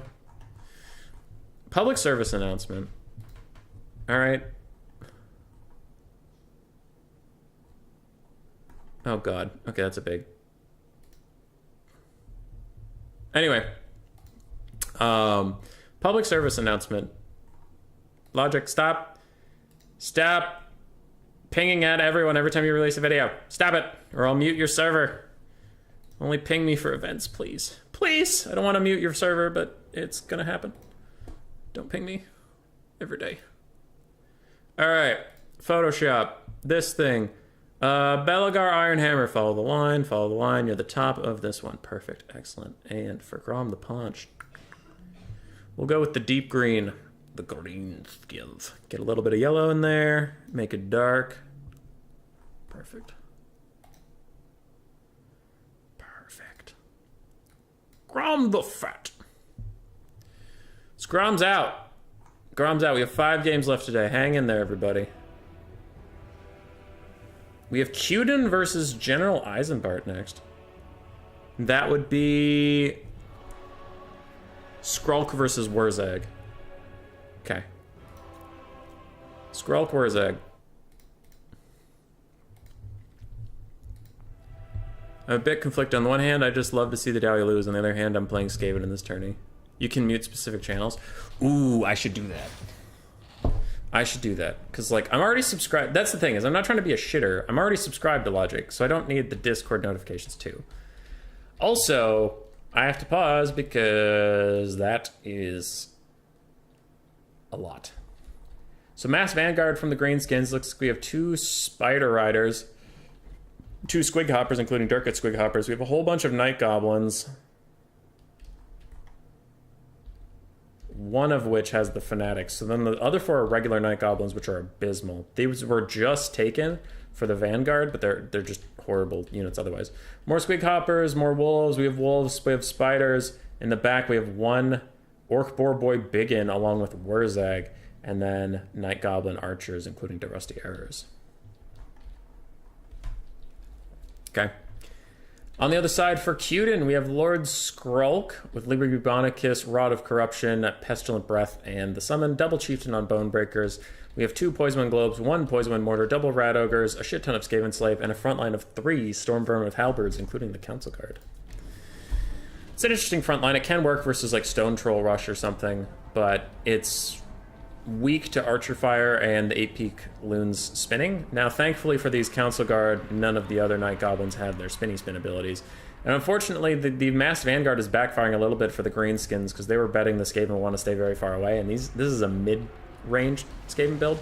So they didn't want to be Vanguarded on this aggressively, but they're still fine with this outcome. Meanwhile, about 5 units of the Greenskins are out of range of what they need to be doing. A quick clan rat summon plus a volley from the poison wind globes is going to take out the rusty arrows, maybe even rout them off if these clan rats can get thrown in. And you can see the massive damage the council guard just took from the spinning loons. Imagine if multiples, like if this was also a spinning loon and that one was also one. But it's hard to predict for that. Meanwhile, the greenskins are clumping up, which is just delicious for the Skaven. Poison wind globes are wrecking that whole blob, and Warzag plus his Orc Boar Biggins are now getting involved. Warzag just overcast something. Didn't really see what it was. Greenskins do shatter one side of the box, but unfortunately they also run off at the same time, so they can't really punish that problem. Double Chieftain do need to get in there and get aggressive onto Warzag, most likely. But they need to watch out for the Orc Boar Biggins, who do have anti-large and armor piercing, though they chuck themselves into halberds and trying to fight Lord Skrulk, who is on foot. They're pretty terrible at that, and unfortunately they are going to get jumped on for now. I think the greenskins are a little doomed in this scenario. All three poison winds are still alive. Rat ogres are very healthy. Double chieftain are also very healthy. And Skrulk threw Liber Bubonicus onto Warzag, which is normally why you don't see him in this matchup. This is a single lord tournament. You can't change your lord choice just because of the matchup. But that was one Liber Bubonicus on Warzag. He had a little sliver of health missing before the Liber Bubonicus hit him. But Warzag has low armor and not a big health pool at all. Get back here is going to keep him in the fight. Meanwhile, all of his greenskin compadres are running away. I don't see what the greenskins can do. The balance of power is full of shit. They're completely fucked. The Stormvermin in front with globes behind seems risky. Yes. Yes. It's something you do against Grom and Stone Trolls, but also having triple Poison Globe could be risky with that. It's tricky, but it's not unheard of. Globes turn around, they're going to hit the Squig Hoppers, get them off the map. Orc Boar Biggins get a rear charge over here, though. They might shatter off, well, rout off these Stormvermin Halberds and Poison Wind Globes, but it looks like actually they'll hang on. As Warzag casts a quick headbutt, potentially going to rout the whole lot. But it doesn't matter. You still have Skrulk, you still have Double Chieftain, you have a second charge of Liber Bubonicus, which will kill Warzag. And without Warzag, there's nothing left. So that is GG.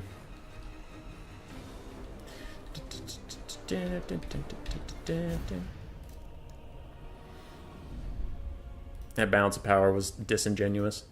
Poison Wind Globes and Mortars all did great. Rat Ogres did what they had to and stood around. Stormvermin Halberds got less than half their value, but they existed. Chieftains did not much. Hung around. And Skrulk did great. For General Eisenbark, Warzag did his best.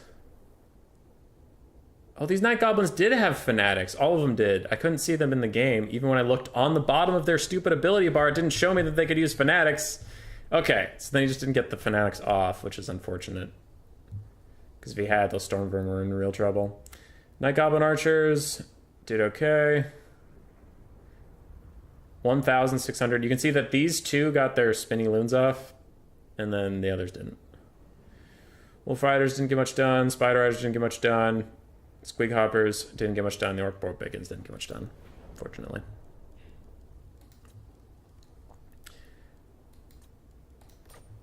Well played, Decuden. Well played. So what do? We take Skrulk. We move Skrulk to here. And then we click on Kazarek. And then I'm already on the green skin color, so we're just going to go ahead and go woo. Because Warzag's all squiggly, so you can't do a normal line. That's not right. Game 13 between Hannitans and Zep. Hannitans is on the Fire Sorcerer Lord if you're not here at the start. Zep is on Grombrindal, the White Dwarf, the frequently nerfed. For Hannitans, we have Marauders with throwing axes. Looks like 3 of them. In the far back, we have 1 Chaos Warhound. A Chaos Chariot. Is it Chaos or Gore Beast? Yes, Chaos. We have the Demon Spew. More Forsaken today. A lot of Chaos Warriors with great weapons. 1 more Forsaken. A Firecaster on a Dragon. And a Manticore. That is a very thin Chaos formation. I am nervous. On the other side, we have Gyrocopters with Brimstone Guns. Looks like 3 of them. We do have Triple Cannon? No, Double Cannon and Organ Gun. Grom Brindle, a front line of Dwarf Warriors and Miners with Blasting Charges. Longbeards with great weapons backing them up. Rangers in the very far back as well. How do you have enough money? That feels like you have too much money. I found some connection on the train. How's it going? It's going pretty good. It's been a banger. The ability bar doesn't show Fanatics. You have to read the green text that says has special weapon of it. You don't have the loons. That's really annoying. It's really annoying, Mr. Bunnies. Mr. Teufel, it's going good. We've had some absolute slobber-knocker games. The Chaos Warhounds have been sighted by the Rangers, and they are getting shot a little bit. Now, unfortunately for Zepp, he is deployed on a hill, so the organ guns are having a hard time seeing anything. They have not been able to punish the Chaos frontline as of yet. Meanwhile, the Gyrocopters are trading with the Chaos Feral Manticore, but they are also trading with Skirmish Cat. Skirmish Cat. Wow. Which might be worse than the Rat Boys series. Cyrus, I'll just let you believe that. I'm going to take a giant chug of water as the Chaos frontline smashes into blasting charges. Ah, delicious. Delicious water. The Organ Gun is trying to keep the Chaos Source Lord of Fire honest, but unfortunately, the Organ Gun is actually much better against clumps of infantry than it is single entities. It looks weird because it fires a lot of little volleys, but it can fuck up infantry, and it really doesn't do that much versus single entities. Like, it's doing a good amount, but I'm just saying it does incredibly well versus infantry. Now, all that being said, with 2 cannons and an organ gun shooting at him, this Chaos Sorcerer Lord of Fire is really playing with ha-ha-ha fire, and a piercing bolt of burning is going to go down. Longbeards, don't dodge. I want to see the damage. Don't you dodge. Don't you fucking dodge. You stand right there, and you let it hit you. Don't you fucking dodge. Oh, the beautiful damage, and they even dodged a little bit. You love to see the good spellcasts doing good damage. Organ gun gets attacked by the Chaos Sorcerer Lord of Fire for just a brief second while the Chaos Warhounds team up on a cannon. Chaos Sorcerer Lord of Fire will abandon that. Get back to what he was doing. Organ guns need to get back on their mounts and start shooting at that boy before he can get back in the air. Dwarves are falling a little bit behind on the balance of powers. The Gyrocopters, Brimstone guns have not been able to get anything done, and their front line is falling away from me. If you don't know that reference, listen to better music. Listen to better music. Dwarves are pretty screwed at this point. I don't want to call it before it's over, but it is looking pretty over. Their front line's entirely collapsed. All they have left is cannons and rangers that are unprotected, and they have one Grom Brindle, the White Dwarf. He can't win it all by himself. I do think that'll be the end of this.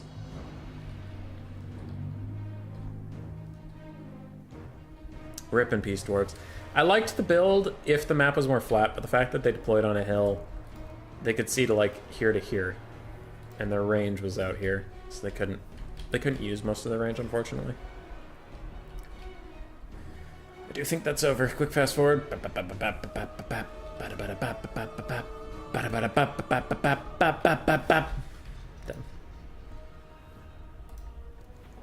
Ah! I guess I don't get to see the values. I guess replays, that's it. I guess I don't get to see it. All right, ladies and gentlemen, we're going to get through this Photoshop real quick. Real quick. Stay there, because the next game is fucking great. You are going to enjoy yourselves. You're going to have an awesome time. So just hold on. Chaos Sorcerer Lord of Fire does advance, and Grom Brindle, piloted by Zepp, will fall behind, unfortunately. Dwarves are blue. Rip in peace, little dwarf.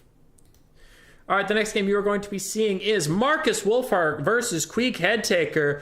And who else would pilot Queek Headtaker but your boy, the man, the myth, the legend? It's me, it's Hummus Boy, yes, yes. Versus Nectar on Marcus Wolfhart. What went wrong? They couldn't see. So, I know what happens in this game. So I have to cover this kind of quickly. We have Queek Headtaker with a Chieftain. The Chieftain provides Guardian, and he provides... I always recommend against taking this, but I thought with Marcus Wolfhart being my opponent's thing, I knew I was going to lose my Lord very quickly. So I took Power Grab. It means if Queek dies, I get +8 leadership for my whole army to just try and stave off the Lord is dead thing. Queek's naked. Queek's butt naked. Took him as cheap as possible because I know his ass is grass. And Dactyr, sure enough, took Marcus Wolfhart and a Fireball caster, so Queek is fucked. Anyway, I have Ikid Zap Zap Warp Lightning Cannon, 2 Plague Claw Catapults, 2 Poison Wind Globes, a front line of Clan Rats and Skaven Slaves, 4 Rat Ogres. The idea behind this is to beat the Empire artillery, and I did deploy behind the hill. Now, he went with Sunmaker, Marcus Wolfhart, triple Huntsman, triple Empire Knight, a bunch of Spearmen and Swordsmen aside from that, and a Bright Wizard. So pretty simple build. Look at this first arrow onto Queek. Get the fucking symbol out of my way. Get it out of my way. Whatever, you can see on the side here. His first, like, the multi-shot thing onto Queek does 900 damage. Yeah, Queek's fucked. Also, this Plague Claw Catapult is dead before they even get in range of the Sunmaker. Sunmaker can be pretty good against Skaven artillery teams. But usually, Skaven can try and win it with double Plague Claw Catapults, because one gets completely obliterated like that, the other one gets in range, and with 2 good volleys, a Plague Claw Catapult can take out the Sunmaker. Meanwhile, I'm advancing. I realize that the artillery duel is not going my way, so I'm advancing a little bit, but I need to get on the other side of this rock from Marcus Wolfhart. And there we go, and... all 3 shot in front of it. Okay, well, Plague Claw Catapult, you're really going to need to hit because that Sunmaker's coming for you. I have Rat Ogres out here trying to zone out Marcus Wolfhart, but after I realize there's Huntsmen, I'm going to back up because I don't want to get netted. All right, you're taking a lot of Sunmaker damage. You're going to have to get your next volley off. All right, yep, here we go. Big volley, big damage. Dick. Fucking dick shit. All right, out of the 6 shots, 2 hit, though one of them hit a spot that had already hit. Okay, you are really going to need to get your shit together, Plague Claw Catapult, because I need you to win this artillery duel, or we're in big trouble. You take another big volley, that's okay, because you're going to throw your Plague Claw Catapult things over here, and you're going to do great. And, okay, that was a solid hit, but you again hit that one side that you've already hit, and then you missed again. Okay, all right, well, both my Plague Claw Catapults got beat by the Sunmaker. That's totally fine. They are just super good at missing everything. Sunmaker's now going to try to punish. It could zap, desperately tries to shoot at it as well. Now that he's in range, just needs to get a little bit of damage off or do something. Human boy, let your true feelings be known in this one. I will, don't worry. Don't worry. Look at the moves, Faker, what was that? Yeah. All right, it could zap. Having a hard time. This Plague Claw Catapult crew is a fucking hero. They came back, even though you saw how little health they had. Sunmaker's still taking them out. It could zap has missed like every shot out of the fucking Sunmaker. Can't hit it at all. And the It could zap crew's gonna run. Plague Claw Catapults are gonna run, and the Skaven now have to advance. When they took 3 artillery units to win the artillery duel, they all lost to 1. It could zap has 300 value. This has 0! It has 0 value! Oh my god! 708 in this one because it actually hit the Sunmaker crew a little bit. So the Skaven have to advance. Cool, good for them. Good for them. Good. Now, Dactor and I talked about this. I have no idea how these guys are so good on leadership. Like, they are completely fucked, and they're like, yeah, we're fine. We're chilling. They're coming back. Anyway. So we advance. Kind of artillery line it was, yeah. Oh, the deployment? I knew I had to shoot up and over this thing, so I deployed my artillery forward, and then I ran everyone else up until the artillery was in the back, but I didn't want to walk up to the Sunmaker this whole time.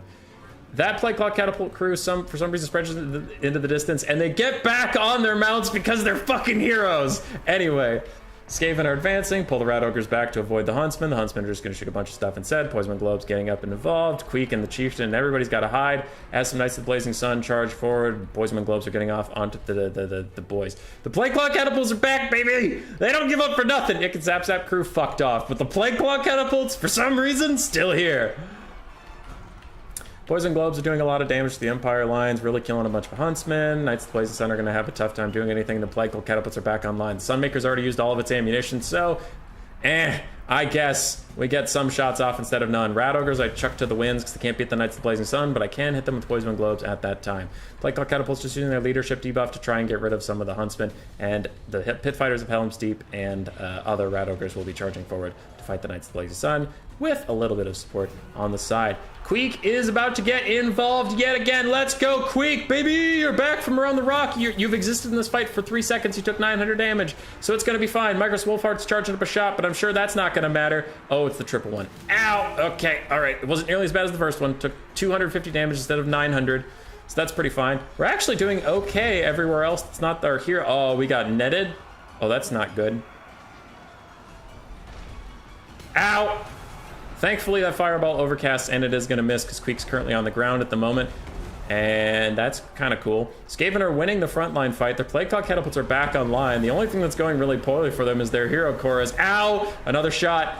Okay, Queek's pathing away. He needs to get back into the thing. Now, notice Marcus Wolfhart's angle of fire. Straight down, straight down, straight down. Now, Queek is behind some infantry. Marcus Wolfhart, like every unit in Warhammer 3 or 2 or 1 or real life or anything, would be obstructed. You might be like, Huma Boy, he's not going to get obstructed by one little person. Shut up. That's not the part of the joke. That's not the part of the joke.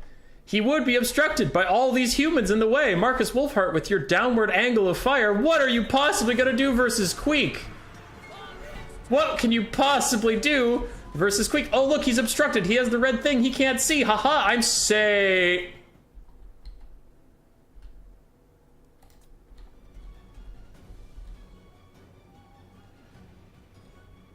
You know what? You know what? Fuck you. You know what? Fuck you in particular. You dumb piece of shit. Fuck that shit. You can't just change your angle of fire because you're a piece of garbage. Fuck you. You goddamn homeless ass piece of shit. Your feather hat is stupid. You're a stupid, stupid person. Fuck you. Anyway. Plague Blood catapults are completely fucked. Knights of the Blazing Sun are getting back onto them. I honestly didn't even think they'd get back onto their mounts, which is why I left no one to protect them, because I thought they were gone. They just came back and I noticed them and I said, hey, get on your mounts. That's all there was to that. Queek's behind a rock for the rest of the game, because fuck it. I guess he doesn't get to play the goddamn game. Poison gloves are chucking at the swordsman. Great. These poison gloves are chucking. I don't even give a shit anymore. Rattlers are fighting all these Knights of the Blazing Sun. That's great. That's awesome. That's cool. Plague Priest and Chieftain are going to run over and fight these spearmen, doing their best as a fireball comes in and kind of eviscerates my Plague Priest a little bit. Marcus Wolfhart's back here shooting at things. I didn't notice him because he went invisible for a little bit. I couldn't see him. Alright. Poisonman globes are killing a bunch of stuff. Yes, I'm friendly firing here. These are clan rat summons. I don't give a shit about them. Rat ogres are fighting some spearmen on the far side. And the clan Vulcan tail slashers plus some other dudes are going to try and stop these Knights of the Blazing Sun from killing everything. Marcus Wolfhart is standing around. He honestly hasn't been shooting too much recently, but there he goes. He gets a double shot onto the Chieftain and onto the Plague Priest. Pit Fighters of Helm's Deep. I think they were netted recently, and that's why they aren't moving. I don't remember. Or I might have just dropped micro on them for a second. Mistakes can happen. Queek's edging out from behind his rock. Notice how I'm keeping him out of Marcus Wolfhart's range, because fuck that guy! And yeah, we're doing fine. Poison gloves are both pushing up. I see these Knights of the Blazing Sun coming up on me. I'll probably turn and shoot at them a little bit. There's the net. There it is. It's coming. And Huntsmen are going to turn around, fuck up the Pit Fighters. Great, good for them. Quick little Clan Rat summon to go fight the Bright Wizard. That's great, that's cool. We all love that. It's great, it's awesome. Marcus Wolfhart's still a real cool individual, real cool guy that we all like interacting with. Knights of the Blazing Sun are, I don't know where they're going. They might be fighting Queek, I don't know. Pit Fighters die as soon as the net wears off. But Poison Globes get up to throw some stuff. Skaven are a little bit behind on the balance of power, but well, we're getting a good pick on the Knights of the Blazing Sun. And the catapults are back, baby! The catapults never give up! For some fucking reason, they're back in this game. I don't know how, I don't know why, I'll take it. This game's been a shit show, I'll take it. Queek's still alive. I think he took a fireball when we weren't looking. I think we were looking at the catapults. Meanwhile, Bright Wizard gets fucked up by a Clan Rat summon. That's all from a Clan Rat summon. Poisonman Gloves trying to kill the Sigmar Sons. I get a Clan Rat summon to try and block my Plague Priest from Marcus Wolfhart's ire. I'm really sick of his shit. He's been running around. He hits my Plague Priest and hits the Chieftain. Another double shot, you piece of garbage. Yes. Okay, yes, I know people are immediately going to say, don't follow back to back. I'm clicking on a lot of shit right now. I'm clicking on the Plague Priest. I'm clicking on the Chieftain. We're clicking after everybody. I'm trying to run down this fucking Marcus Wolfhart piece of shit. All right, there's a lot happening. I can't micro them perfectly. They're standing right back to back, but he keeps getting double shots onto them. That piece of shit. Anyway, I digress. These globes are defending themselves against all the battered remains of the Empire that are running after them. Poison globes chucking these spearmen. Rat ogres are back. Plague Priest takes another shot from Marcus Wolfhart. He's super, super low. He takes another shot from Marcus Wolfhart at point blank range, and he is going to rout. Right now, he's right next to the edge of the map, so he's going to run off. Another Poisonman Globe cast onto these Empire Swordsmen. Sigmar's Sons down to 2 models. Queek's over there fighting. This fucking catapult's still alive, baby! Let's go! He's going to use all of his ammo! Good job, Plague Clock Catapult, sticking in there beyond all reason. Chieftain's trying to chase down Marcus Wolfhart. Marcus Wolfhart has 36 speed. The Chieftain has 40. Don't worry, the Chieftain can't catch him because of reasons. But Human Boy, the charge bonus. Human Boy charge bonus makes a ton of sense. Yeah, well, I'm faster and I can't catch Marcus Wolfhart. Where's your fucking charge bonus? Charge bonus only works when you're slower than them, Human Boy. If you're 40 speed Chaos Spawn and they're 66 speed Cavalry, a video I'm making before I took a break to cast this tournament, by the way. If they're 40 speed Chaos Spawn, of course they'll catch the 66 speed Cavalry, Human Boy, but your 40 speed Chieftain can't catch a 36 or 8 speed Marcus Wolfhart because the charge bonus doesn't work that way. Anyway, I digress. We're still trying to catch this fucking asshole. One Sigmar Sun with 2 HP is annoying my Poisonman Globes. They stop throwing to fight him for a little bit. A Rat Ogre quick punches him in the dick. And Queek's sitting back here thinking about maybe potentially getting involved someday as he takes another fireball to the face. Another goddamn net from goddamn Marcus goddamn Wolfhart. He's gonna shoot my chieftain in the goddamn head. And now he's having a bad time. Poison Gloves are trying to take care of the last of the spearmen. It's pretty much a Bright Wizard and Marcus. That's about it. Another shot onto my chieftain, who's still trying to do anything. He charges up. He has 40 melee attack and a charge bonus on this guy who has 30 melee defense. He's gonna charge up and he misses his swing. No, wait, no, he hits that one. And then he's never gonna hit again as Rat Ogres take a shot from these huntsmen who barely rallied. Chieftain is barely hanging in there, still trying to catch this Bright Wizard, misses his next attack on a routing Bright Wizard. And then he's gonna try and run him down. But the Bright Wizard gets pushed by the Rat Ogres faster than Marcus Wolfhart shoots the Chieftain out of nowhere. Queek's still back here. We have Poison with Gloves. We're pushing. It's just Marcus Wolfhart. Nothing else in this map matters at all except for Marcus motherfucking Wolfhart. We have Skaven Slaves running up, just trying to push this Bright Wizard and these Huntsmen off the map. We have Poison with Gloves with enough ammunition to finish off all the small things. We have Queek, my boy Queek. If he can get onto Marcus Wolfhart, he can two-shot that dumb Empire bitch. I start throwing some Poison Globes at this guy just for the leadership debuff and to do a little bit of damage because there's not a lot else I can do. These Huntsmen do rally, but I had another guy going up to deal with them anyway. Skaven Slaves of Spears all routing after a bad Huntsman volley onto them. Poison Globes chasing. So, Queek's coming.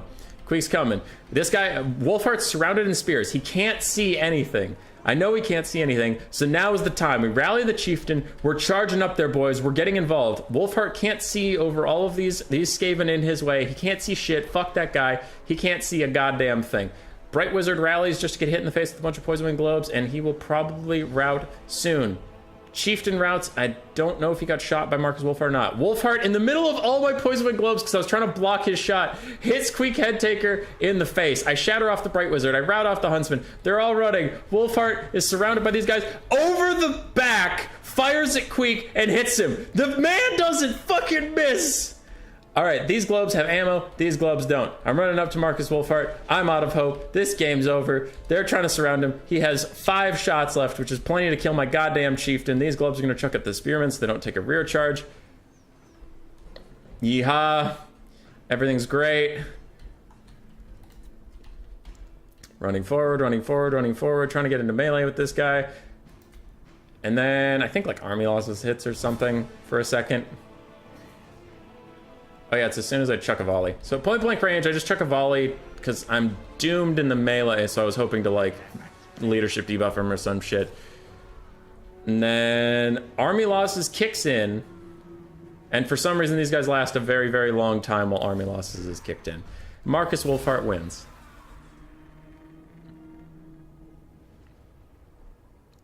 Rinless, I see your comment. I'll go through all the comments in a second, but like, yes, you can change your shot. 1, that was for comedic effect. 2, that was a lob. Now that right there was a fucking lob. And 3, I've had so many times where ranged units are like, I can't see, so I won't fire. And Marcus Wolfhart's like, his toolbar literally said obstructed, and he just goes, anyway, and snipes Queek. That little bitch got 2,500 value. Bright Wizard got 800. No one gives a shit about that. Huntsman did okay. Knights of the Blazing Sun did okay. Sunmaker did great. Queek, 8. Good lord. He's a good lord. You should take him. He's a good lord. Bright Priest did okay. Chieftain also kind of sucked. I was taking him because I knew Queek would get sniped, but it wasn't worth it. I probably should have taken an assassin. Poison Globes were trying to hard carry this game. Rat Ogres also didn't have too much to do. Playclaw Catapults were heroes. Even after they got deleted, they kept coming back, and Zap Zap also died horrifically. Whew! Alright. What kind of artillery line it was? Yeah. That was pretty funny. It was a good game, though. It was a good game. The Comet Shot. Oh, that was great. The Secret 66 Speed Chaos Fun, I remember them quite well. Yeah, that's a video coming out soon. He's gonna snipe and watch it. Yeah. Not called a Master Huntsman for nothing. Called a Russian hacker with those no-scopes. Tretch would have lived there because he just vanished? Yeah, Tretch... Naked Tretch is better than Naked Queek. I'll die on that hill. That's kind of where my joke was going, is that archers can arc their arrows with both crossbows, but in Warhammer 3 they don't do that for some reason. True. But, like, my favorite part is that his tooltip literally said obstructed, and he was like, so anyway. That fucking dick.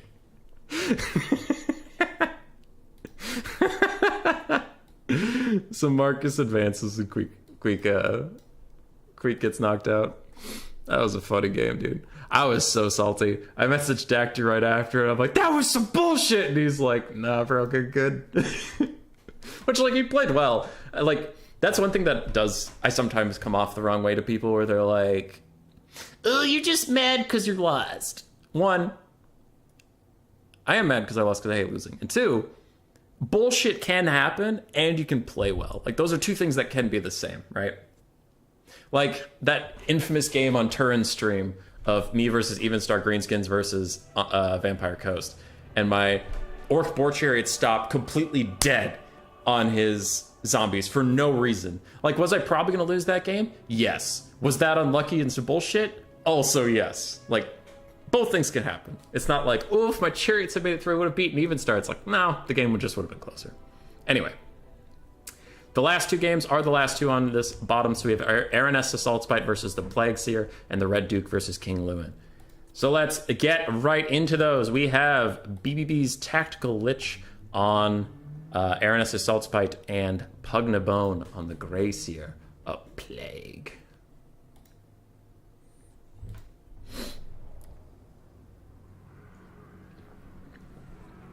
That Dactyr guy's a scrub, to be honest. Yeah. Yeah, trash. Trash player. Anyway. Can't believe you lost to him. Yar. Well, unlucky, I guess. You played well, buddy. You played well. It was just a funny game. All right. Rat Ogres. So this is a pretty good Skaven build versus Vampire Coast. Night Runner Slingers are especially good here. Ooh, Gutter Runner Slingers. That seems a little elite for my taste, but whatever. Night Runners and Gutter Runners are both good here as Slingers, because Vampire Coast generally doesn't like archers. And Night Runners have a little bit more punch than Skaven Slaves. Also, if a zombie summon gets cast out of Night Runners or Gutter Runners, they can just fight it off, whereas Skaven Slaves will actually lose and run away. We have one Ashen Triad, mostly to armor Sunderdown Crabs, I would imagine, as like a little bit of a support unit. And we have a whole bunch of Clan Rats to try and win the frontline fight. Rat Ogres as well, and a Grey Seer of Plague on foot, interestingly enough, with a Dreaded 13th, Poison Breath, Pestilent Breath, and a Summon. Cool. One Assassin too. I usually like 4 Jezzails here, but teach their own, I suppose. On the other side, we have Scurvy Dogs, Fell Bats. We do have some Mourngulls in the Vanguard closing in now. We have Sartosa Free Company, double Mortars, Ereness Assault Spite, more Sartosa Free Company troops, and a bunch more Scurvy Dogs. It's a pretty good build. Scurvy Dogs are the bane of Skaven. Undead, unbreakable doggos. These Rat Ogres are getting picked off quite effectively, and without them, the Mourngulls will actually be quite difficult to stop. I guess these are Clan Rat Spears, not Skaven Slaves. Skaven Slaves would rout immediately. And the Slingers are teeing off onto this clustered up position, actually getting pretty good value in, though still a positive trade for the Vampire Coast. On the other side, it's a very positive trade for the Skaven, as Mourngulls charge into Spears, and Clan Rats and Rat Ogres with Slinger support. That is just 100% some dead Mourngulls. You hate to see it if you're a Coast enjoyer. But we still have 3 more Mourngulls on the field, and they are closing in. Soon! More dogs, thinking about getting involved, but again, Night Runners and Gutter Runners can hold their own in a fight, which is why I like them in this matchup so much. The dogs will still trade up into them, but they won't disintegrate as quickly as Skaven Slave Slingers, so you at least have time to counter and, you know, protect them a little bit. Poison Wind Mortars running away from Mourngulls, and the Eshin Triads that were stealthed right next to them do actually pull up to assist. A Dreaded 13th summon very aggressively onto the front line of a unit that was already getting Poison Wind and shot down, so I don't know if I love that take just yet, but we'll see. Poison Wind Mortars getting attacked by Scurvy Dogs. Scurvy Dogs should be able to tear through these guys quite effectively, though it does appear they're currently having a little bit of issues as a Halberd summon, and yet another Clan Rat summon is coming out. Skaven very aggressive with their Winds of Magic, which in Warhammer 3 it's stabilized. Remember in Warhammer 2, the more Winds of Magic you spend right away, the slower it regenerates. Are Skaven going all in on this early game? Mortar's uncontested and still firing. They're out of range of all the slingers. They are not under threat whatsoever. The double Morgulls that are still alive on this side are fighting Rat Ogres and Clan Rats, but in the sustained combat they are losing. They do have regeneration, so if this goes on forever, they will actually start to win. But the slingers are just providing so much additional supporting fire. The coast do not have anything to do with archers, and slingers are pretty much archers with a slightly different animation. Things are looking good for the Skaven. It's getting to the point of being unwinnable for the Vampire Coast, and Ereness is losing in combat to just an assassin. I mean, yeah, sure, there's Stormvermin and Halberds, but she's not large, so who cares? Ereness, why are you this way? She nets down the assassin, lowering his melee defense. She increases her own melee defense with Manon's luck, and gives herself some damage resist. But I'm still very concerned as the assassin is doing his best to just win that fight outright. Poison Wind mortars are now hitting the regular mortars. Interesting choice. I've actually not really done that too much, so I don't know offhand how much damage they're going to do. It doesn't look like a lot. I would still prefer that they probably just use it on these fleeing Sartosa Free Company, maybe. Let your freed up Rat Ogres run over there, or your Slingers or something. Yeah, your Slingers could take that out way faster than Poison Wind is going to. At this point, it is just Ereness and her Vampire Compatriot, and they will lose. Not a lot of good value from anything. Morgulls really struggled. They got beat up. Oof. Good try from Lich. Good try. Clan Rats hold for quite a long time. Triads did okay. Slingers all did what they needed to. Poison Wind did fine. Rat Ogres did okay. Oh, yeah. That's that. Nice job to Pugnabone and the Grey Seer of Plague. We have one more game today. One more. As the Plague Seer advances. And Ereness is kind of yellow, so we will use yellow.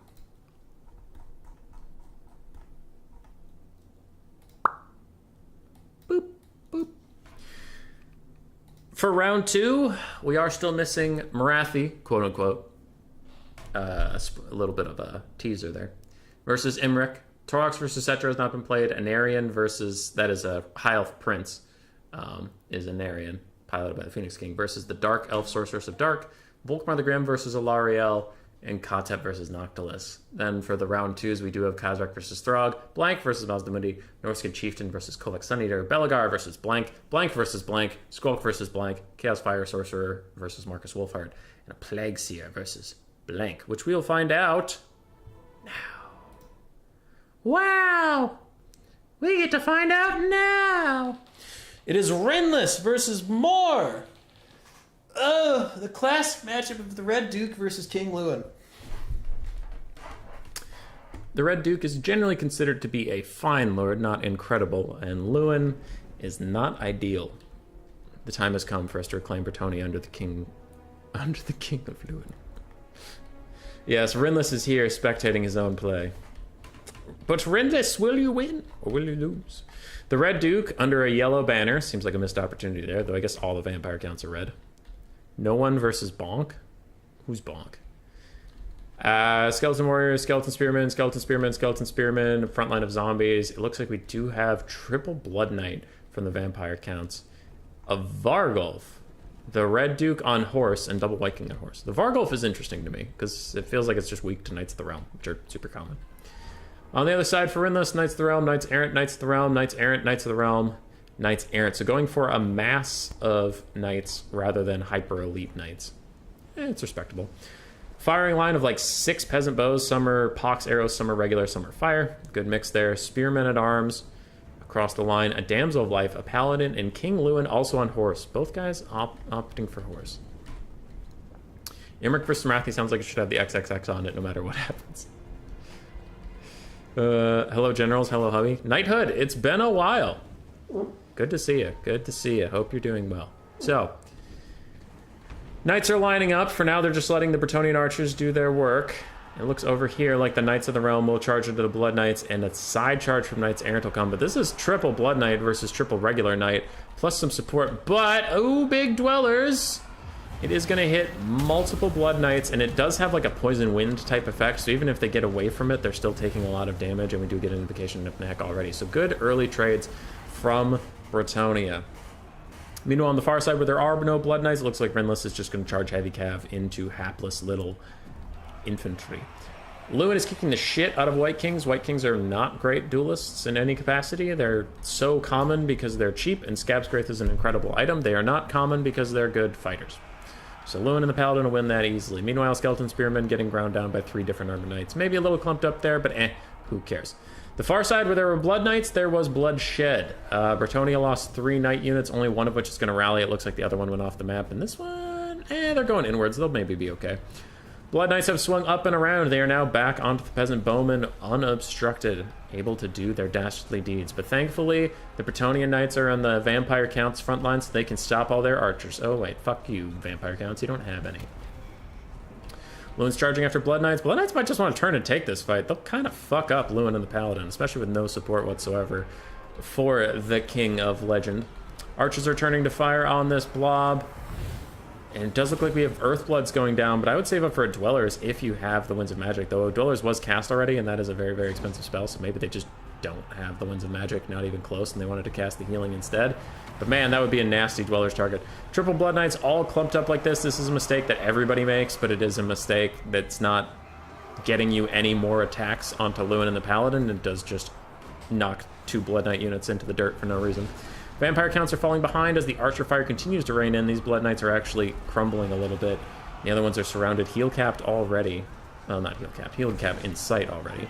Lewin is now dueling with the Red Duke, trying to claim back the lands of Bretonnia, and these archers have been unobstructed, doing tons and tons of work.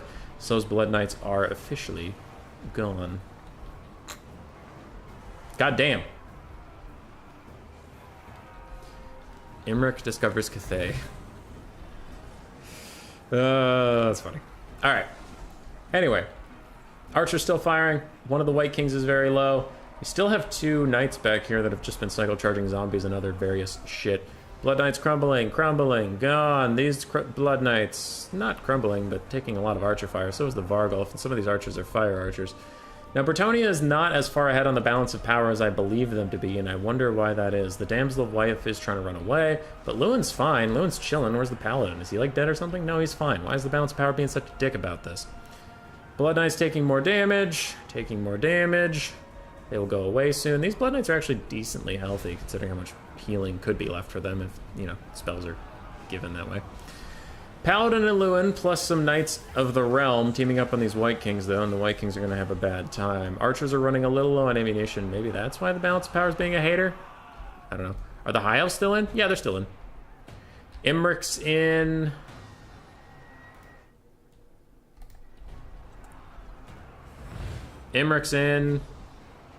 High Elf Prince is in. Alariel is in. Yeah, they're fine. Anyway. Okay. Focusing back in on the game, we do have archers firing at the Vargulf, who's running up, and he takes very little damage from the missiles because a lot of them go through him because he's bullshit and dumb. But a little bit is still a little bit. Lewin and the Paladin are beating up the White Kings as we predicted, and a Sword of Corona is even cast down, lowering everybody's defensive stats, armor, and melee defense. Double Blood Knights still somehow in this game, despite the fact that every time I look at them, they're getting shot at by archers. That Banner of Red Keep really keeping them alive, gives them some missile resist when they're out of combat. With the Vargulf falling, though, the Red Duke is going to run in. He has not been dueling Lewin very well at all. I honestly thought he'd be doing a lot better, but he's just kind of sucking it up. Blood Knights run through some of Rinless's bowmen, and that is a problem for Rinless, is he's running out of archers, as the Blood Knights are just sprinting through everything. And what can fight the Blood Knights? A half-health unit of Knights Errant? Lewin's healing cap is within sight. Red Duke's attacking him in the rear. These Blood Knights are running around, still trying to chase off archers, it looks like, and the Red Duke is here. If he has a zombie summon to protect himself, maybe that would be good, as his only infantry unit is back here fighting spearmen at arms. The Red Duke, without any support, though, is taking a ton of damage, and he's trying to stay in this fight as Lewin takes a rear charge from all these Blood Knights. Bretonnia is going increasingly in the advantage, but this could be a big moment if they could snipe out Lewin, who gets an Earthblood in a clutch time to keep him nice and healthy. Paladin is helping him fight as well, and the more hits the Red Duke takes, the closer we get to army losses, and that is going to be it. King Lewin will advance over the treacherous Red Duke.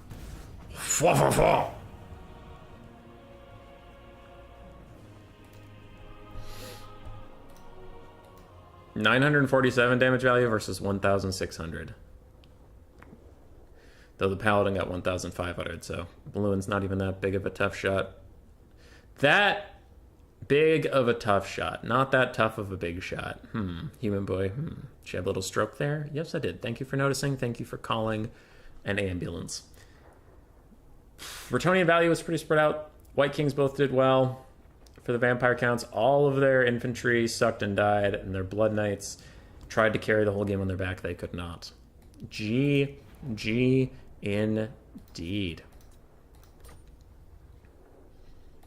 So that is all the things for today. I accidentally just started Warhammer 3, so I'm sure my computer's going to get laggy as shit for a little bit. We will grab King Lewin's name. We will put him up next to the Plague Seer. The Plague Seer. Take this. Put it on... I guess the Red Duke. His faction was yellow, even though he's the Red Duke. So I'll do a touch of yellow. And we'll do a touch of red, because he's the Red Duke, and he should be red. Alrighty. If you see your faction on here, and if you are playing in this faction organized by Mr. Teufel, and you are... Shut up, Warhammer 3. I did not ask you. Sorry about him. If you're playing Torok, Cetra, Marathi, Imrik, Kotep, Noxalis, Anarian, Dark Elf Lady, Volkmar, or Alariel, please get your games done. The next cast of whatever replays I have will be Thursday. Tomorrow we have a tournament. If you feel like playing in that tournament, look in the announcement page on my Discord or on Turn's Discord or anything, any of that shit. It's a Warhammer 3 Ultra Funds tournament that Raced has done. Well, not Raced has done, but Race gave us the idea for it, and we liked it a lot, so we're doing it again. If your name is up there and you're Kazarek, Throg, Norsca Chieftain, Kolek, Chaos Fire Sorcerer, Marcus, Plague Seer, King Lewin, feel free to play your games if you're matched up and not everybody's caught up. I don't give a shit. If your game is ready to be played, play it as soon as possible. Give me the replays. Again, we're casting more of them Thursday. We might cast more Friday if we need to, and then Saturday, I am pretty sure Saturday we'll do the semifinals and finals live. So we'll want to be live at that point. So please do that. If you're involved in this event, play your fucking games. Do it. That's all I have. I'm leaving now. Yeah.